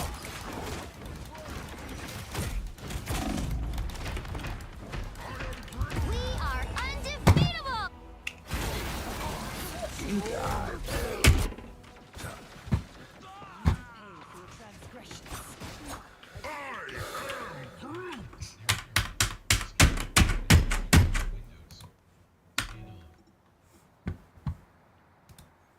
Scan. Address and search bar. Edit. Search code.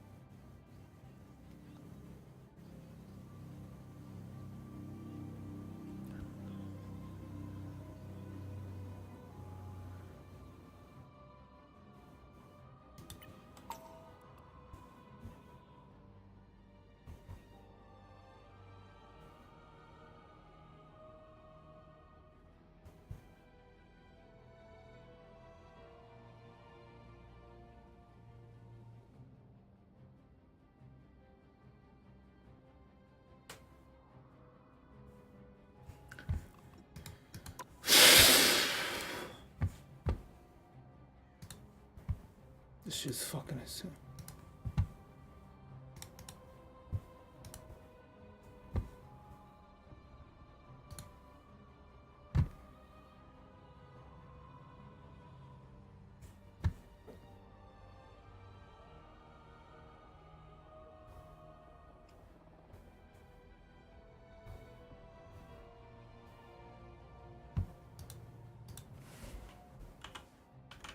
I don't even know if I should change this shit. It doesn't fucking matter, bro. Doesn't fucking matter. None of this shit fucking matters, bro.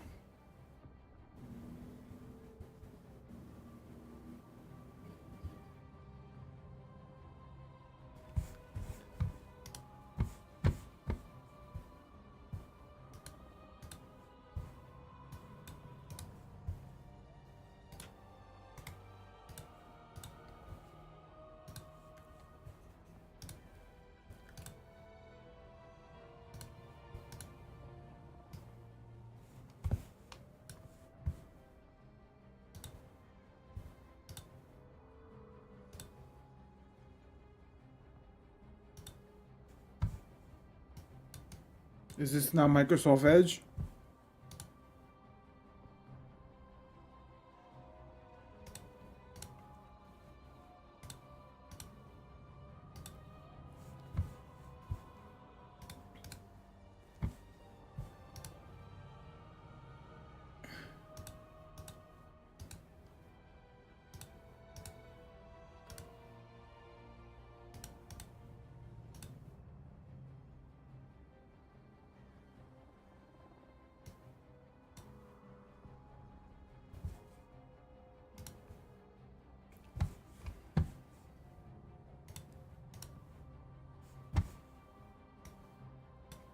Everybody, do you like... Hello everybody, do you like fruit? Do you like consuming fruit in winter? Do you too live on a pathetic, godless, rainy island that cannot grow anything exotic whatsoever?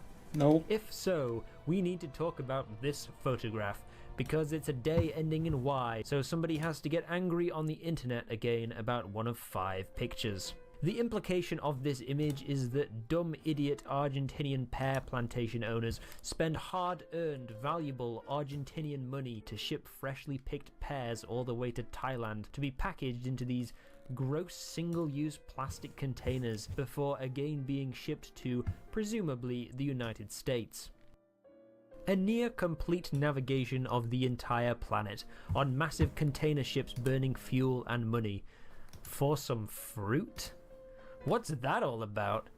Long story short, it's this thing called comparative advantage, but the Wikipedia page for that is really dense and covered in equations and has only 4 pictures and 3 of them are graphs, so I'm not going to read any of that. Let's take a look at the supply chain of pears and figure out at what point exactly it becomes cheaper to do all of this than supposedly the easy way of just growing the pears in the USA and packing them somewhere in the USA. Like Iowa. And I promise you, I'll try and make it funny. I know it sounds really boring. I should know. I just spent pronounce several Iowa days reading Iowa. about the fucking pear industry. No, wait, don't click off, please. No, part 1. Growing a pear. Okay, some of the clever clogs among us may have already figured out that in most places across the world, you can grow your own pears in your backyard. Even in Sweden, where the average temperature is -1 billion. But anyone with a fruit tree in their garden, or anyone who learned about seasons in preschool, will know that the tree doesn't always make fruit all of the time. Usually for a few weeks in summer it makes a lot, and then it dies off again. Pro. Some weeks a year you get free fruit. Yay! Con, you have to eat like 100 pears in the span of a week or they'll all go rotten and make your house smell worse than a university dormitory kitchen. Take the f***ing bins out, Jessica. For the other 351 days per year, if you want a nice pear and sausage smoothie, you need to buy your pears from elsewhere. Perhaps a hot country where seasons barely exist and fruit grows on trees all year round, like Argentina, for example. But the United States of America also grows pears, more than Argentina in fact. Why must the pears in this picture come from Argentina and not... But the United States of Did you America see how much also China grows grows? pears, more than Argentina in Yo, 17 million. fact. Why must the pears in this picture come from Argentina and not be homegrown, red-blooded, freedom-loving American pears? God damn it. Because while the United States produces pears, it also produces a lot of other things. Argentina is still primarily an agricultural economy, and so naturally their government policy is geared towards specializing in farming and food transportation, making their pear quality better and producing more of them faster, even if they don't produce as much as Americans. In the real world, it's kind of like getting your hair cut by your mum or by a professional barber. Your mum does loads of stuff, of which cutting your hair is a part. The barber does nothing but hair cutting. Ain't it just easier to get your hair cut by a guy who does it every day instead of someone who only does it once every couple months? Is it worth the time and money for your mum to improve her skills in hairdressing when you're the only person who needs her services and only once every couple of months? No. Same principle with the fruit. The USA does not or should not give any more time and money towards fostering the pear industry, because it has more important things to focus on, like iPhones or $1,000 cup holders. They may produce more pears, but they aren't as efficiently made or as higher quality as Argentinian pears, because Argentines spend all of their resources towards their agricultural But you can't even see the... They got fruit juice. It's no fruit. Gold, raw aluminum. Soybean, corn, soybean, wheat.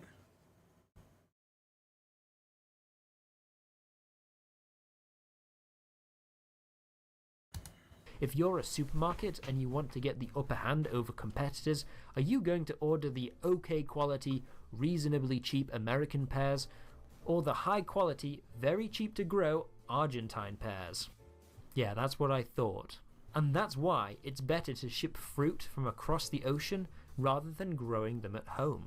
But that doesn't explain why they have to go all the way to f***ing Thailand to be packaged. Part 2. Thailand in packaged they are why. Good question. At face value, it looks like you should really just pack these in Argentina and go straight to North America rather than all the way across the ocean to Thailand. It's just contracts, bro. Why the middleman? It's at this point They managed to sign contracts to make it to do it the cheapest. The picture actually is. From a different angle, we can see that they are pears, yes, but chopped pears in a lemon-flavored syrup.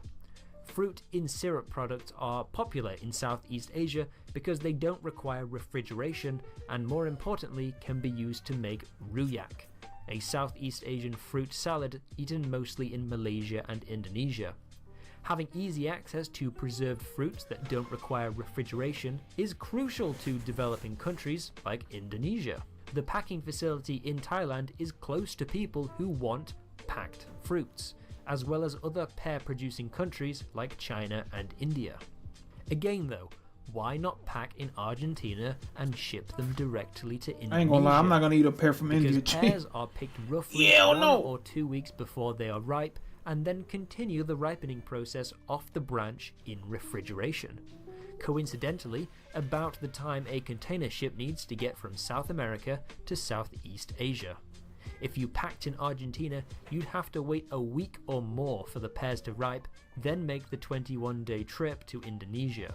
This would extend production time considerably, and that's just a waste of time. Meanwhile, the inside of a dark metal shipping container is naturally cold. That's free ripening that can be done on the trip there, instead of paying millions for a high-tech, massive pear cooling facility in Buenos Aires. So how did these pears end up in North America? The majority of Americans don't usually eat rujak and have refrigerators to store their fresh fruit. But there's still a demand, however small, for these packed pears. So to provide for this demographic, American supermarkets have two options. You could build a packing plant in the USA, take some American pears and pack them yourself. But because fewer people want the product, the production process would require fewer I guarantee people to most people won't operate, even tell, which is can't even not tell the only difference. less efficient and paradoxically increases the cost, but also produces more carbon dioxide per calorie processed. And believe me, big fruit companies aren't going to be paying people to sit around doing nothing. These are the people who overthrew Latin American governments for 2% higher profits. Or you could just buy from the factory in Thailand, which is better for your finances and overall efficiency. Seriously though, is it really that cheap to ship things? Yes. Pears are 178 grams, and each shipping container can hold up to 24,000 kilograms. That's 135,000 pears. Shipping one container from Asia to North America costs about $2,500, or 1.8 cents per pear. And that's how it costs mere pennies for companies to lug vast amounts of food across the world, and how exotic fruit ends up on your dining table at any time of the year. Maybe you don't have a problem with that. Unless you're under the age of 12, we all like fruit, and there's nothing wrong with getting things from abroad that you can't get in your own country. But maybe your contention is different. Perhaps you don't like this supply chain because it is bad for the environment. Part 3. Man, nobody give a fuck Environment about that for shit. the bad that shipping really is? Obviously, as massive coal and diesel burning machines, cargo ships produce a lot of greenhouse gases that are bad for the environment. The industry is trying to improve, somewhat, by slowing down slightly so that they burn less fuel, and ideas have been floated, no pun intended, for nuclear or electric cargo ships. But don't expect those ideas to take off. I mean, come on. Surprisingly though, despite shipping being nearly 80% of all international transport, it only makes up 37% of transport's carbon emissions. The king of pollution goes to road transport, which is crazily inefficient. Trucks and lorries are less than 10% of all international transport, and they make up over half of emissions? What the f***? If you're interested as to why this is the case, I've put a little supplementary video on my second channel where I explain the maths behind it. Go ahead and look at it if you want. Ferrying pears halfway across the earth really is less carbon intensive than driving it in a truck to a packing plant in your own country. All of international shipping, with over 5,000 container ships with a combined storage capacity of 714,000 cubic kilometers, is Big responsible numbers. for 2.5% of global emissions. Wait, You know what? there's a demo for that I don't game? think that's the biggest priority on the list of things that need decarbonizing. How do I find demos we in can on leave that Steam? for a bit. So until we invent a TARDIS or a bridge across the Atlantic Ocean, shipping is the best option.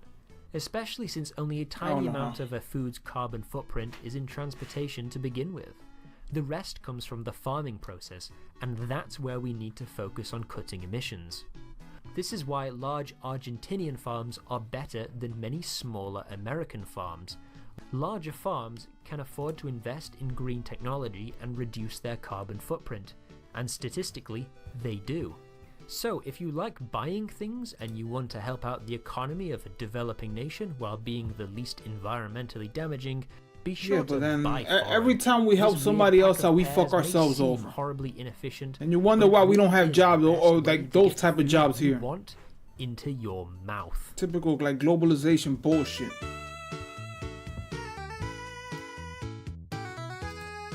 Let's help them out.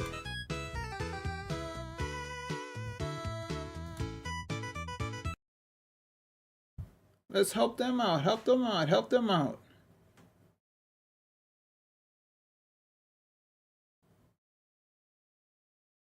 What the fuck?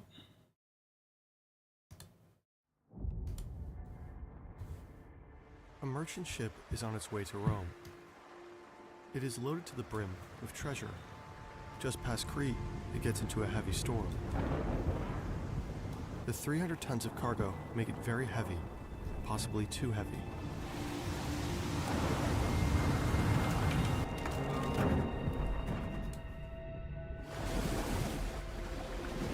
The ship sinks.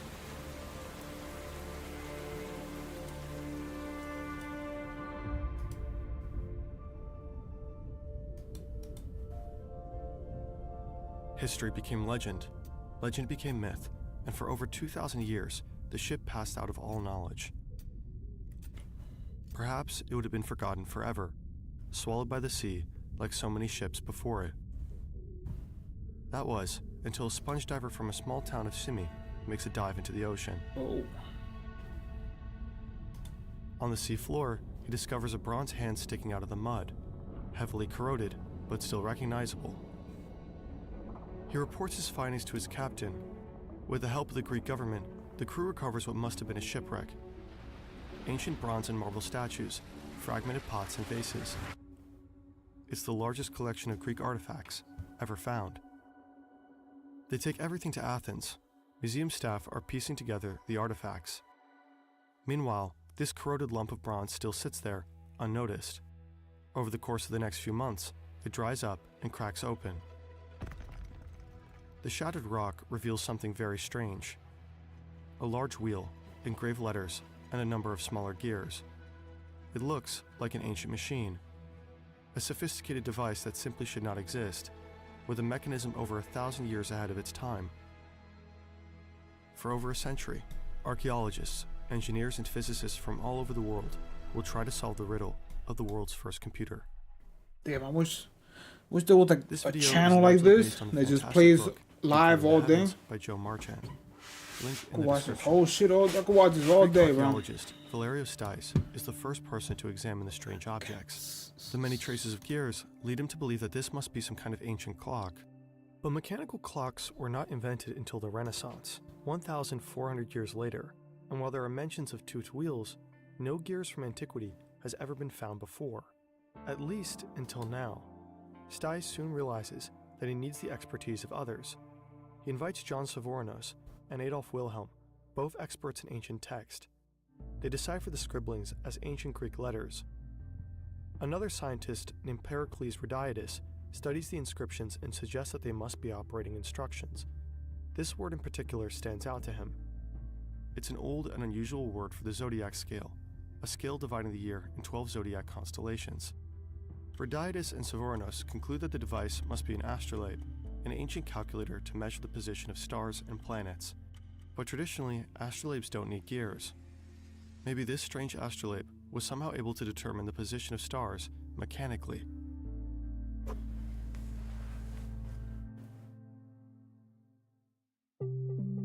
So sort of like a In compass. following years, the fragments are carefully cleaned.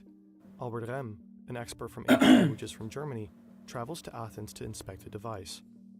He discovers another word previously hidden, an ancient Egyptian month in Greek letters. What if, Rehm argues, this machine is able to simulate the movement of celestial objects throughout the year? Shortly after his discovery, work on the Antikythera mechanism stalls. Years pass without any new major breakthroughs. 2 world wars hamper the excitement. The machine survives at the bottom of some storeroom crates, in danger of being forgotten again. Computer technology has come a long way.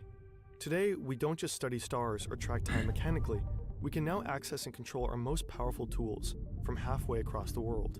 This is possible because of services. Oh, here we like go. I knew it was an ad. I was about to say. AnyDesk is a free lightning-fast tool that lets you to this. Divers can go Jacques Cousteau, filmmaker and pioneer. Thanks I'm to like, him, yo, this just got sound like an to go ad. From this to this. Divers can go much deeper now. There are many stories of treasures that fell over the cliff beneath the wreck site. They were out of reach for the sponge divers back then, but not for Cousteau and his crew. After days of searching, they find something buried under a thick layer of sand. An alien. The sunken ship's hull, almost perfectly preserved. But the crew does not have the necessary equipment to unearth it. They return 2 decades later with better gear and a camera. The crew finds more treasure, but no new parts. That's crazy having to wait 20 years. Luckily, science itself is developing rapidly. Derek Price, a historian from the UK, uses newly developed X-ray technology to scan the existing fragments. He finds more gears and is able to build the first model of the Antikythera mechanism. He calls it a calendar computer. But his model isn't very accurate. For it to work, Price had to change the number of teeth on the gears, despite his X-ray images showing otherwise. The researchers Michael Wright and Alan Bromley see that Price clearly made some mistakes, so they decide to solve the mechanism themselves. The two fly to Athens. For a month, they re-examine, measure, and photograph the 82 remaining pieces of the device. But after 2,000 years, and likely passing through as many hands, the inevitable happens. Maybe an X-ray was the right call, after all. The two learn of a relatively new technique called tomography. It basically works by taking multiple slices of pictures from an object and putting them together afterwards. They take a total of 700 images. With them, they can have a clearer look at the inside. After years of work, Wright and Bromley are this close to unraveling the mystery. But suddenly, Bromley cuts ties with Wright. He thanks Wright for his work, takes the images, and leaves. A few years later, Bromley is diagnosed with cancer. On his deathbed, he confesses to Wright he alone wanted to be known for solving the Antikythera mechanism, but he failed. Karma. In the end, Bromley hands over his 3D scans to Wright. Wright had already designed a prototype in 2002, but with these images, he would be finally able to solve the device. Or so he thought. Tony Freeth, a mathematician and filmmaker, gathers a group of researchers under the Antikythera Mechanism Research Project. The group scans and measures the fragments yet again, this time with even better and newer technology. The quality of their images is astonishing. Even the smallest inscriptions, hidden deep within the stone, are now readable in sharp detail. They regularly publish new papers of the device. There are a few more expeditions to the shipwreck, with drastically changed diving gear. I hope they show in this video them like recreating the whole device on the seabed. In 2021, Freeth and the others are finally able to put together all the pieces of the puzzle. They are able to combine all the evidence of the last century in one machine.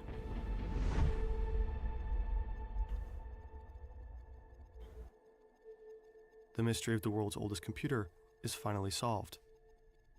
So, what does it do?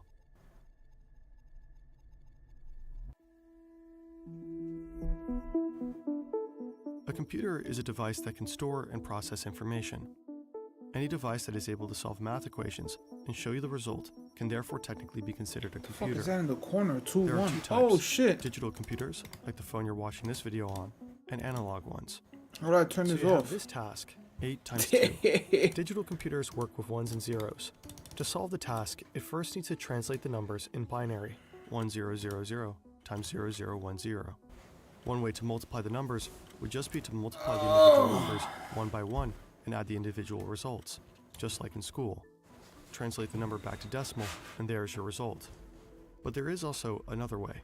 The same task can be represented by an analog computer with gears.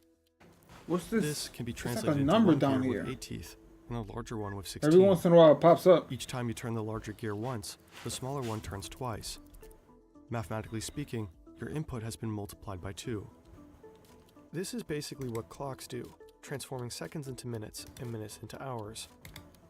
And this is also what the Antikythera mechanism does, only that it's much more complex.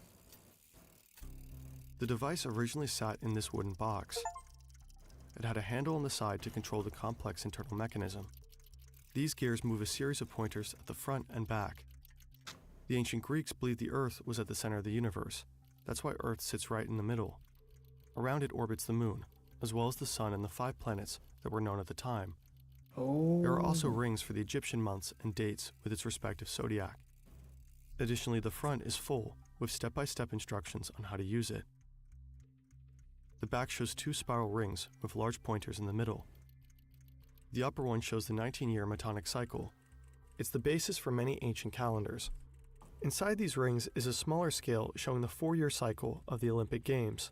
The lower ring is an eclipse predictor that, well, predicts eclipses. The Antikythera mechanism is a complex simulation of the cosmos. Pick any day. The machine shows you where the moon stood, which star constellation was rising, or when the next eclipse was coming. All this in a wooden case as large as a book. Perhaps it was used by astronomers or by teachers. But one common theory suggests otherwise. It most likely wasn't a tool. It was probably a luxury toy. A very impressive and also very expensive piece of tech for anyone who can afford it. Some suggest it might have been used to cast horoscopes. The ancient Greeks, like strangely many people today, believed in astrology, the idea that the position of the stars and planets at your birth have an influence on your life. Say you want to know what Mercury was doing when you were born? Today, you just Google it. In ancient Greece, Wait, we you can need do an that? astronomer at the time of your birth to write down the exact constellations. Otherwise, this information would be lost. What? With the Antikythera let's mechanism, put- you could set it to your birthday, only to realize that Let's Mercury was in put. fucking retrograde. Wait, how did he do it? With the Antikythera mechanism to write down the exact constellations. Otherwise, this information would be lost. With the Antikythera mechanism, you could set it to your birthday, only to realize that Mercury was in fucking retrograde. Over 2,000 years ago, some wealthy owner Wait, took the did I go device with him to on a trip to Rome, but he never reached his goal. The Antikythera mechanism is a technological masterpiece that no one would have thought possible at the time. There is a slight catch, however. The device actually sucked. It wasn't very accurate. Ancient Greeks didn't have the scientific tools to measure the universe like we do. They mostly looked up at the sky for a very long time, wrote down what they saw, and developed theories about the universe. When you look up at Mercury long enough, you realize something very strange. Oh yeah. At first, Waning Mercury crescent. becomes slower and Gemini. slower, until suddenly it changes Gemini direction moon and sign. seems to move backwards. By the way, this is actually what people are talking about when they say Mercury is in I don't know. I retrograde, just put September which is a 11th, bad sign, apparently. 2001. Whatever. In fact, every planet has these little loops, called epicycles. If you write it all down, this is what the geocentric universe looks like. Thanks to Copernicus, we know that the universe is heliocentric. These epicycles are only an optical illusion. This is what the two models look like, side by side. Translating the geocentric model into the right gears is an incredibly difficult task. Sure, you can calculate it, but the model is very prone to error. Every gear needs to accurately simulate the different speeds of the planets during these epicycles, and even the apparent retrograde motion. This is why the inside of the Antikythera mechanism is so mind-bogglingly complex. Building a machine like this without modern technology also adds mechanical errors. Ultimately, the Antikythera mechanism is off by about one The whole fact that they zodiac. were able to do all this without Considering no the age of the computers, machine, oh my that is, god. of course, still incredibly impressive. Doing all this without computers. Whew. I think over time we just got dumber. For a long time, historians believed that the ancient Greeks were talented. Yeah, but not very motherfuckers practically nowadays that minded. can't even read. Philosophy, yes. Pretty sculptures, sure. But building a space computer out of gears, absolutely impossible. But they somehow did. Shit. The Antikythera mechanism is so unbelievable that some people believe it actually came Perpetually from aliens petrifying my and was friends used as by the them giants. to navigate the stars. For others, it is an ancient time machine and plot device in a Hollywood movie. Fact is, the Antikythera mechanism is real, and it most Antikythera. likely wasn't even the first of its kind. Antikythera. Several ancient texts mention a device designed by Archimedes, a sphere that shows the motion of the sun, moon, and planets around the Earth. But it was lost. The bronze inside the machinery melted into coins. In a weird sense, we might be lucky that the merchant ship sank during that storm, 2,000 years ago.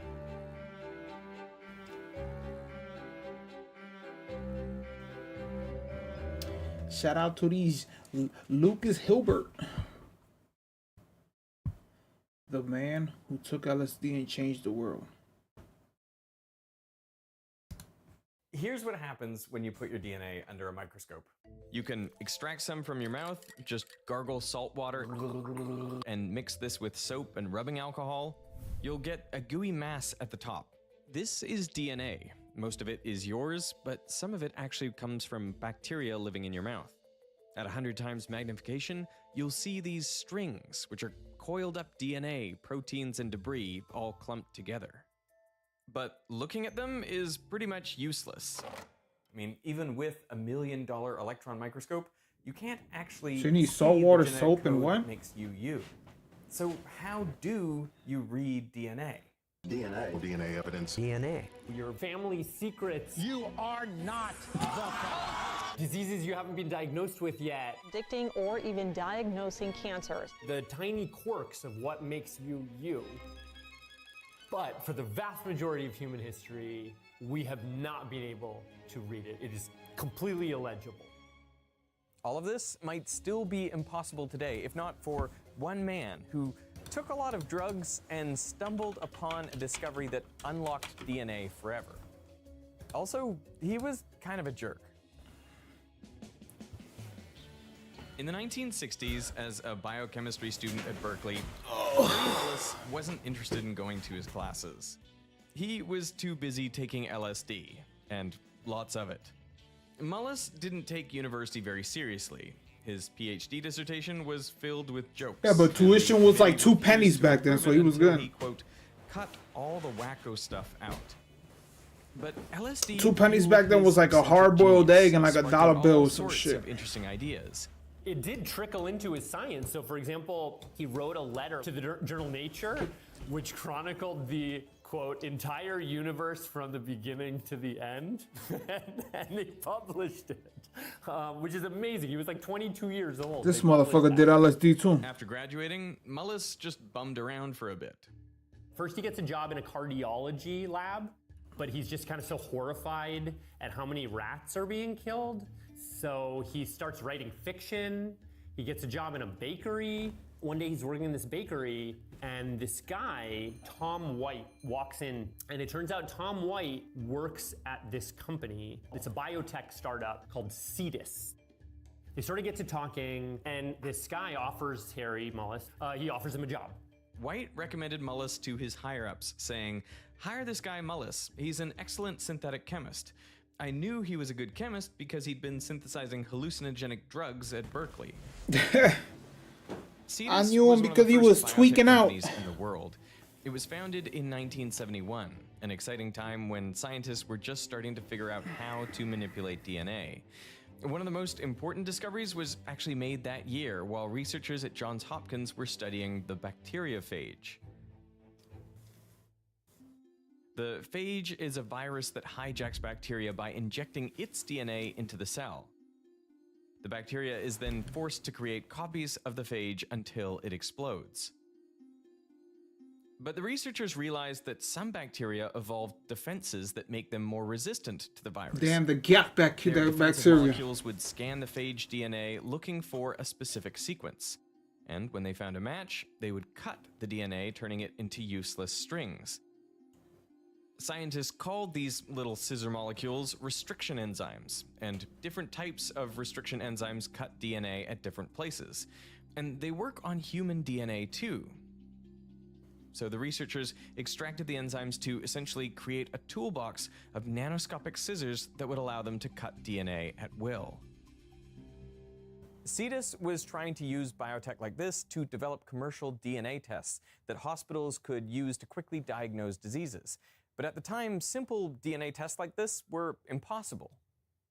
Say you want to detect sickle cell disease. I mean, you could just look at the blood cells under a microscope, but Cetus wanted to prove that they could do it with a genetic test.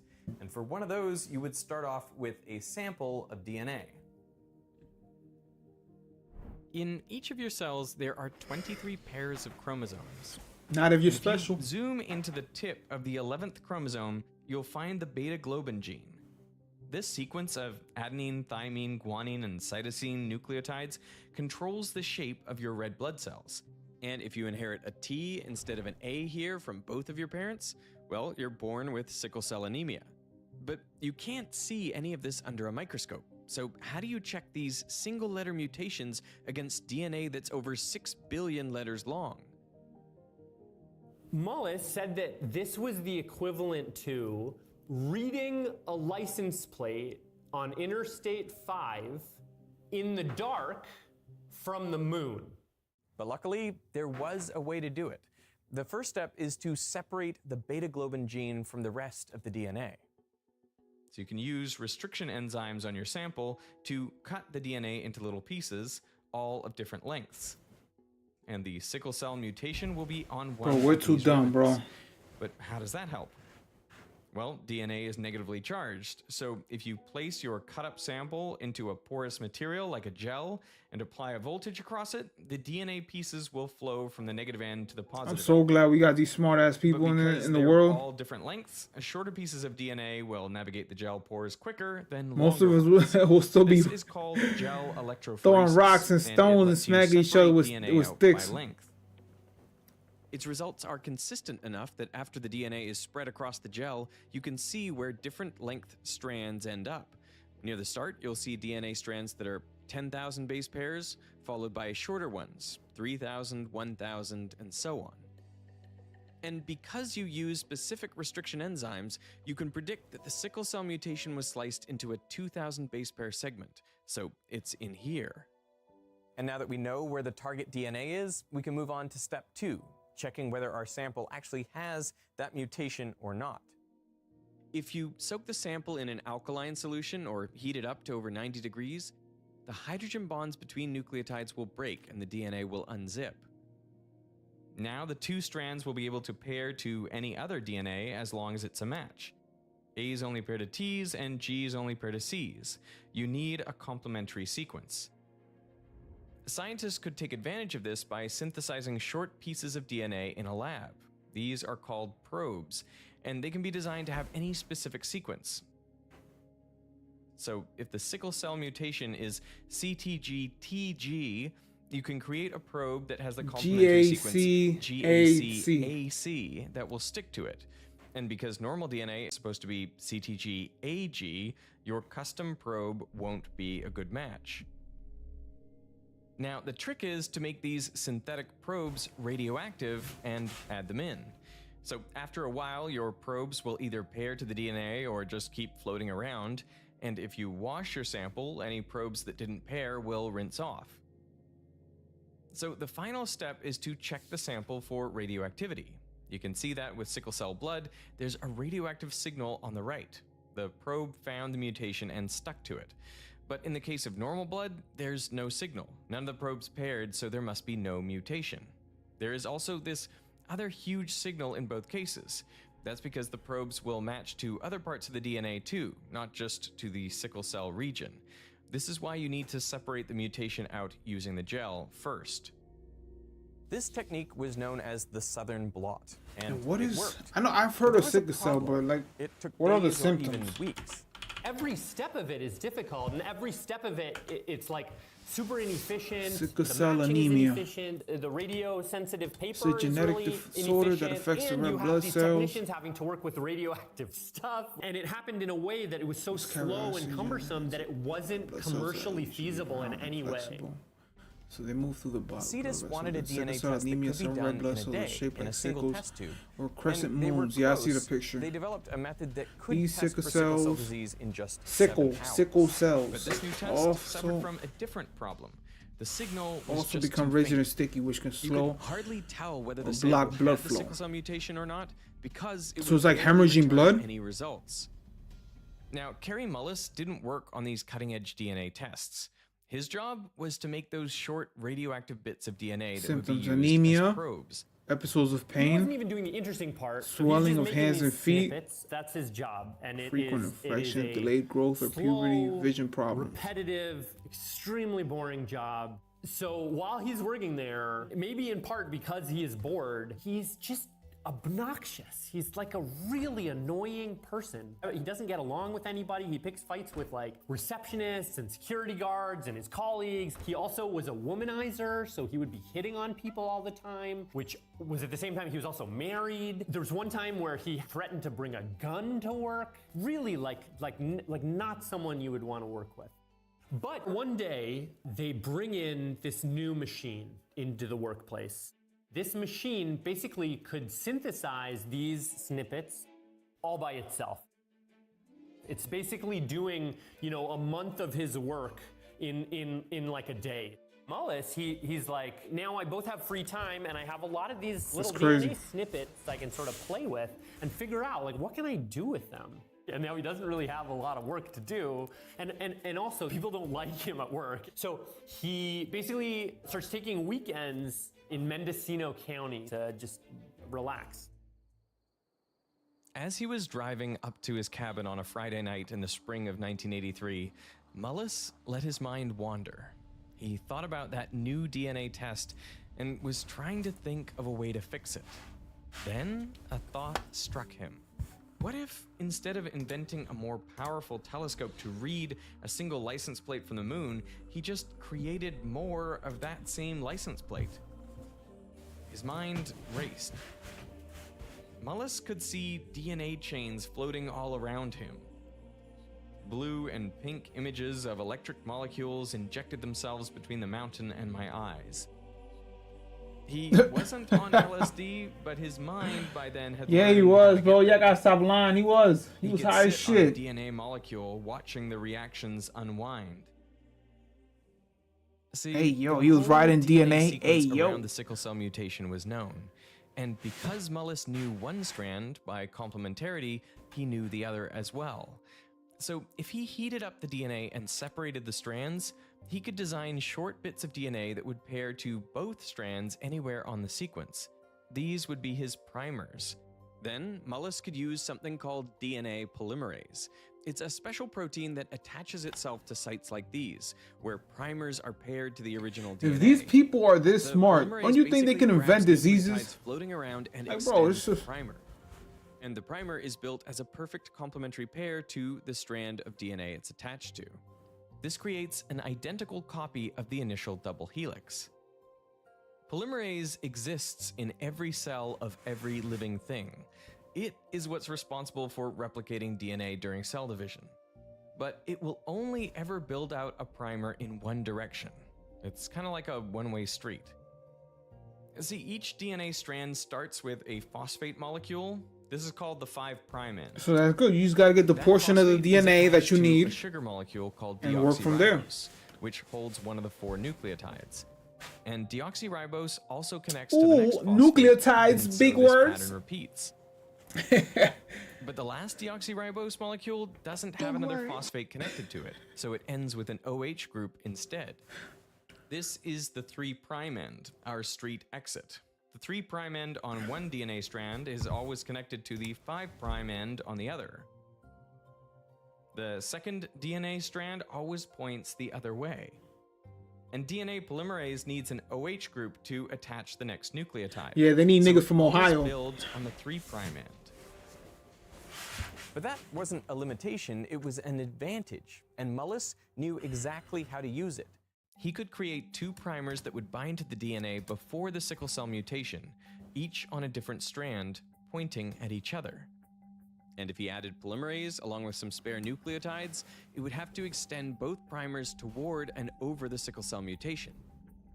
This would create 2 separate DNA segments, both with the mutation. A few miles down the road, he had another eureka. He could just do these 3 steps again. Unzip the DNA, pair the primers, and use polymerase to extend them. He now had 4 DNA sequences with the mutation. And he could make that 8, and then 16, 32, 64, and he realized that if he repeated this chain reaction 30 times, he would have over 1 billion copies of that specific DNA segment, all with the sickle cell mutation. He could cover the entire Earth with identical copies of the license plate. And if he designed different primers, he could change the length of the DNA section that would get replicated. This didn't only work for the sickle cell mutation. As long as you knew the sequence for any part of any DNA, human, plant, bacterial, you could make copies of that exact segment. And the copies That's would why they grow want your DNA when you do like the 23andMe and Ancestry DNA. Mullis They could invented just the multiply DNA your shit. photocopier. He named it the polymerase chain reaction, or PCR for short. Immediately, he stopped the car and scribbled his idea on the back of a gas receipt. PCR consumed his thoughts for the rest of the weekend. It was difficult for me to sleep with DNA bombs exploding in my brain. Hey, yo, What if I had not taken LSD ever? Would I have invented PCR? Nigga I got don't know. sperm I doubt it. exploding I in his seriously brain. doubt it. Monday morning, he bursts into the office at Cetus Corp and he pitches his idea. He's like, basically, look, hey, I came up with A DNA zero. Why is this motherfucker so excited, bro? We are working so hard to read this tiny thing. What if we made 1 billion copies of it? It would be so much easier. And then you put your tinfoil hat on, and you be thinking about what if we put it in the vaccines and shit, injected in people. A lot people. of them are skeptical. They've heard him pitch cockamamie ideas before. The other thing is that they were like, "That's so simple. It had to have been tried before, and it can't possibly work. Like there must be a reason why this is not the way we're doing this." But Mullis was undeterred. He started his first experiment in September 1983, trying to replicate a 400 base pair fragment of human DNA. After months of trying, he couldn't get PCR to work. Human DNA was just too complicated. So he set his sights on a smaller fragment of bacterial DNA, just 25 base pairs. For months, he'd separate the strands, attach the primers, add the polymerase, hoping to amplify that small section of bacterial DNA. By the summer of 1984, Mullis thought he had it. Indisputable proof that PCR worked. But others at CETUS weren't convinced. His work was sloppy. He didn't have any controls or do repetitions of his experiments. Tom White and Norman Arnheim, another colleague at CETUS, said that no one but Carey believed the data he showed demonstrated what he said it did. Any independent scientist looking at the data today would come to the same conclusion. Mullis took these comments personally. He constantly argued with his colleagues about these results, and even he's like, listen here, bitch. He was losing credibility fast, and everyone wanted him out. But White argued that PCR had potential, so Mullis was given a 1-year probationary period to prove that PCR could work. But he wouldn't be doing it alone. White, Arnheim, and Henry Ehrlich assigned other technicians to develop PCR along with Mullis. And from there on out, this group of scientists worked overtime to make PCR a reality. And by spring 1985, after months of painstaking trial and error, the group finally cracked it. They had definitive proof that PCR was possible. With it, their new sickle cell diagnostic method worked like a charm and could be done in under 10 hours. But PCR was still just a concept with a huge problem. For each cycle, you needed to raise the temperature to 95 degrees Celsius to unzip the DNA, and then lower it to around 30 degrees to allow the primers to pair and the polymerase to extend them. And then you would repeat that cycle, heating back up to 95 degrees. The problem was that the polymerase would get destroyed when it was heated up. It was extracted from E. coli bacteria, and E. coli can only survive up to around 50 degrees Celsius. So you would have to stand there and manually add in more polymerase every time you cycled the temperature. And that was expensive and time-consuming. You have to do this loop like maybe 30 times for a piece of DNA you're looking at, and every time you gotta stop, you gotta add more polymerase. It was just getting in the way of the vision and of the efficacy. This was like, yeah, it was adding more time, it was adding more difficulty to the process. But it turns out a solution had been bubbling away in the background for over 20 years. In 1964, a microbiologist named Tom Brock was visiting Yellowstone National Park. He'd never been before, but when he got to the boiling hot springs, immediately the vivid hues of the yellow and orange water caught his eye. Are these colors bacteria? Nobody thought that something could live at higher than 60 degrees. I would love to jump in that water if it's hot. Professor Thomas Brock, this microbiologist, he was like, no. I think not only can things live at that temperature, I think things can live above 100 degrees Celsius. I think things can live in boiling water. No fucking way, Brock man. set up a lab next to one of the springs and asked his undergraduate student, Hudson Freeze, to tag along. I mean, I wasn't even old enough to drink. Oh shit, that's him. And so we would go to the spring and collect the samples there and then bring them back to the laboratory for the analysis. So every day, over about 3 or 4 days, I would go in and I would pick up this tube, so standard looking test tube, and I would go like that and I'd flick it just to see if there was anything growing in there. Didn't see anything. You know, this is never going to work. Third day, nothing. Fourth day, ooh, look at this. There's a little something on the bottom. So I picked up the tube and shook it. And this time there was this stuff that was going like this. And I thought, well, that's interesting. So I got a little pipette out, took a little drop, put it under a microscope. I still get goosebumps, man, I'll tell you. I still get goosebumps. I looked at it, and here are all these worms just crawling around. I thought, my God, I'm the first person in the world that ever sees this. There was a graduate student. So they use that instead of the E. coli. And so this graduate student said, well, I think we ought to call it Hudsonii friesiensis. I mean, you do have a great name. And Tom said, no, you can't name it after a person. We're going to call it Thermus aquaticus. And the graduate student and I both looked at each other, hot water? I mean, man, that's not very creative. So it meant that if an organism was going to live out there, it had to have all of its essential enzymes adapted to living at that temperature. So it was clear. And that's what they're going to use. Is not going to knock these guys off. But we thought it had. Damn, so that means that water's dirty too. Fuck. Brock and Hudson published their findings and stored a culture of tack. Probably got some brain-eating fucking bacteria in your brain, just hopping in that natural jacuzzi. 16 years later, in the spring of 1985, Kary Mullis stumbled upon their discovery. He was looking for a polymerase that could survive the high heat of the PCR cycle. So they use that instead. He had found it. At his suggestion, the group isolated the polymerase out of tack and tried it in a PCR test. The results were breathtaking.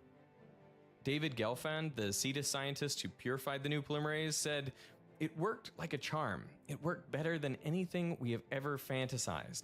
The Holy Grail had been achieved." And we drank it in chef for 2 weeks. Not only was tack able to survive the high I was leaving trails of diarrhea. These are the results with the old E. coli polymerase. You can see that that E. coli was DNA, fucking me up. It amplified a lot of the background DNA too, so it was messy. That's because primers can actually attach to DNA. That motherfucker was bent over. He They just need a low enough spitting out his butt. Brah, brah, diarrhea and shit. Peels them off.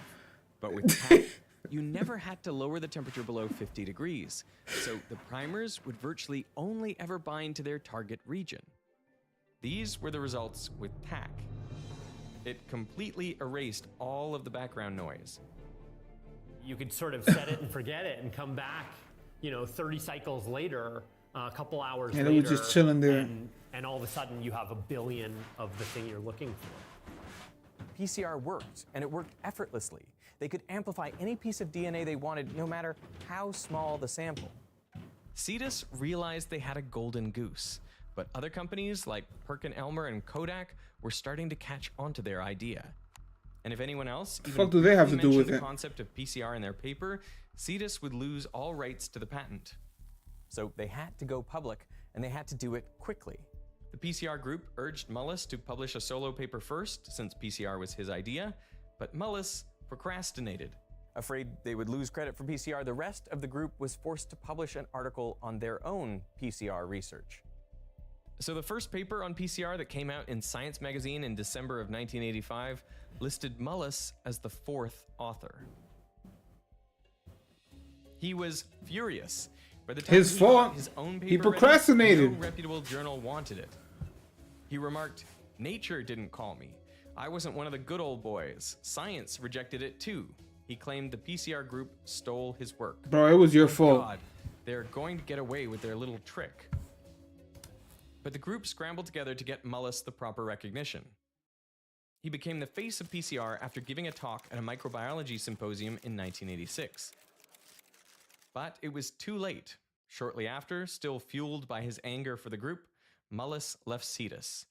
However, the work on PCR continued without him.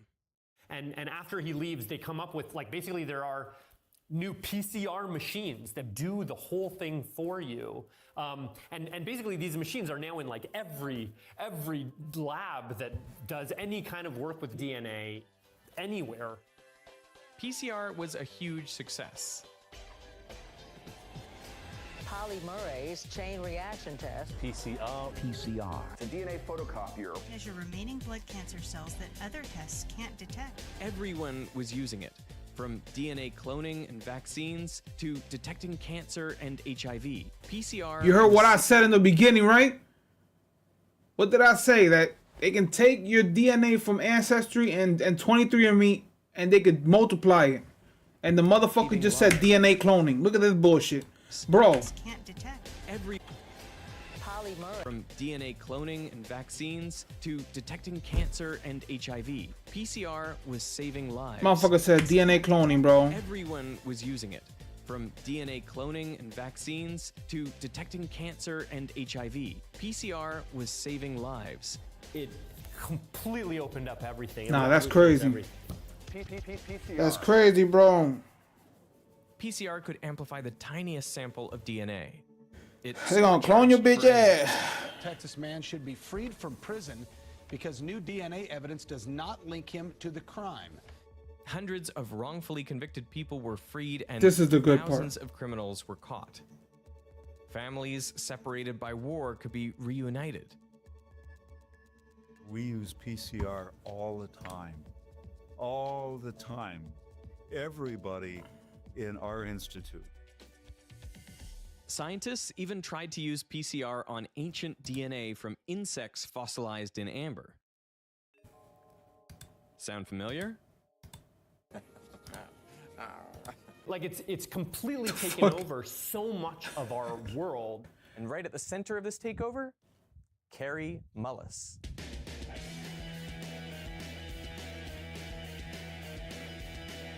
Dr. Kary Mullis, a surfer, a scientist who proved that science can be fun. The world-renowned inventor of polymerase chain reaction. What inspired you to invent this? It wasn't people, it was drugs. Drugs. I mean, experience with drugs. In 1993, Mullis was awarded both the Japan Prize and the Nobel Prize in Chemistry for his invention of the polymerase chain This reaction. motherfucker method. fried his brain and found the Although it fucking wouldn't have existed without his colleagues. one of the best Mullis made technology in PCR the his last story, 100 years. and his story only. There were a lot of people who were like, he's such a fame hog. Like, he completely didn't give any of us credit. I invented PCR. After I had invented PCR. And now it's like they bought into his version of the story, where he did this solo, whereas there were a lot of people at Cetus Corp who helped him. As Ehrlich remarked, to Kary, rewriting history was more important than writing papers. He seems to have viewed PCR as a means to a celebrity. He left. Well, at that point, he and as deserves far as it. I could tell, really stopped being a scientist. And realized I had in my hands the thing that would make me famous. Kinda messed up, though, that he's trying to take the credit, but- Nobel Prize for that. Shit. He used his publicity to springboard his eccentric views. He talked about seeing glowing raccoons and being abducted by aliens. He would go around saying kind of crazy, shocking stuff. Distrust your fellow man. We're an arrogant little bunch of naked apes. He wrote this book called Dancing Naked in the Mind Field, which the blurb on the book is amazing. It's from the Washington Post, and it's like, the strangest guy to ever win the Nobel Prize in chemistry.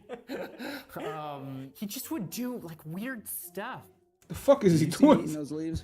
He had a blow up doll just surfing with the blow up doll. Is that a drug? He was an expert witness in the O.J. Simpson trial. He started a company where he would PCR DNA from famous dead celebrities like Marilyn Monroe, and then he would make like little trinkets out of them and sell them. Nah, that dude is a freak. I bet you he could have probably taken Marilyn Monroe's DNA and cloned her. He didn't believe in global Probably got her in warming. a- He in didn't a believe basement the somewhere ozone chained hole. up. He didn't believe that HIV caused AIDS. HIV is not deadly. There's not something called AIDS. In the early 2000s, HIV denialism in South Africa was at a high, while the country was battling a crippling AIDS epidemic. Damn. What we are facing is a catastrophe which is undescribable. President Thabo Mbeki was under the influence of AIDS denialists. Does HIV cause AIDS? How does a virus cause a syndrome? It can't. And even invited Nobel Prize winner Kary Mullis to weigh in on the issue. Under Mbeki's leadership, the government refused to provide adequate treatment for those affected. And more than 330,000 people died. Damn. Kary Mullis passed away in August 2019 at the age of 74 due to complications from pneumonia. Nonetheless, the legacy of PCR lives on. Just a year later, the method reached perhaps its most significant use yet, as PCR COVID tests helped keep billions of people safe throughout the pandemic. Sometimes he's very funny and charming and a good storyteller, but he's also, you feel like he's a very sleazy guy. He's like not a person you'd want to be around. He did have a sort of like a sparky mind. He was not being forced by some company to discover something. He was playing. It was like imaginative play. He was like, I have these snippets, and what could I do with them? And to me, he invented the solution, and then like a huge field of problems emerged to fit. But maybe the real takeaway from Mullis's story is about automation. I mean, he discovered PCR partly because his day-to-day job was taken over by a machine. And this is a pretty important point because all of us are maybe staring down the barrel of a future where machines take over our jobs. Especially Why does that? with the surge of Why did that AI machine need hair? models, and that's pretty scary. But it could also force us to come up with bigger, more creative ideas, just like it did for Kary Mullis. Automation might open our minds to breakthroughs and discoveries that could change the world.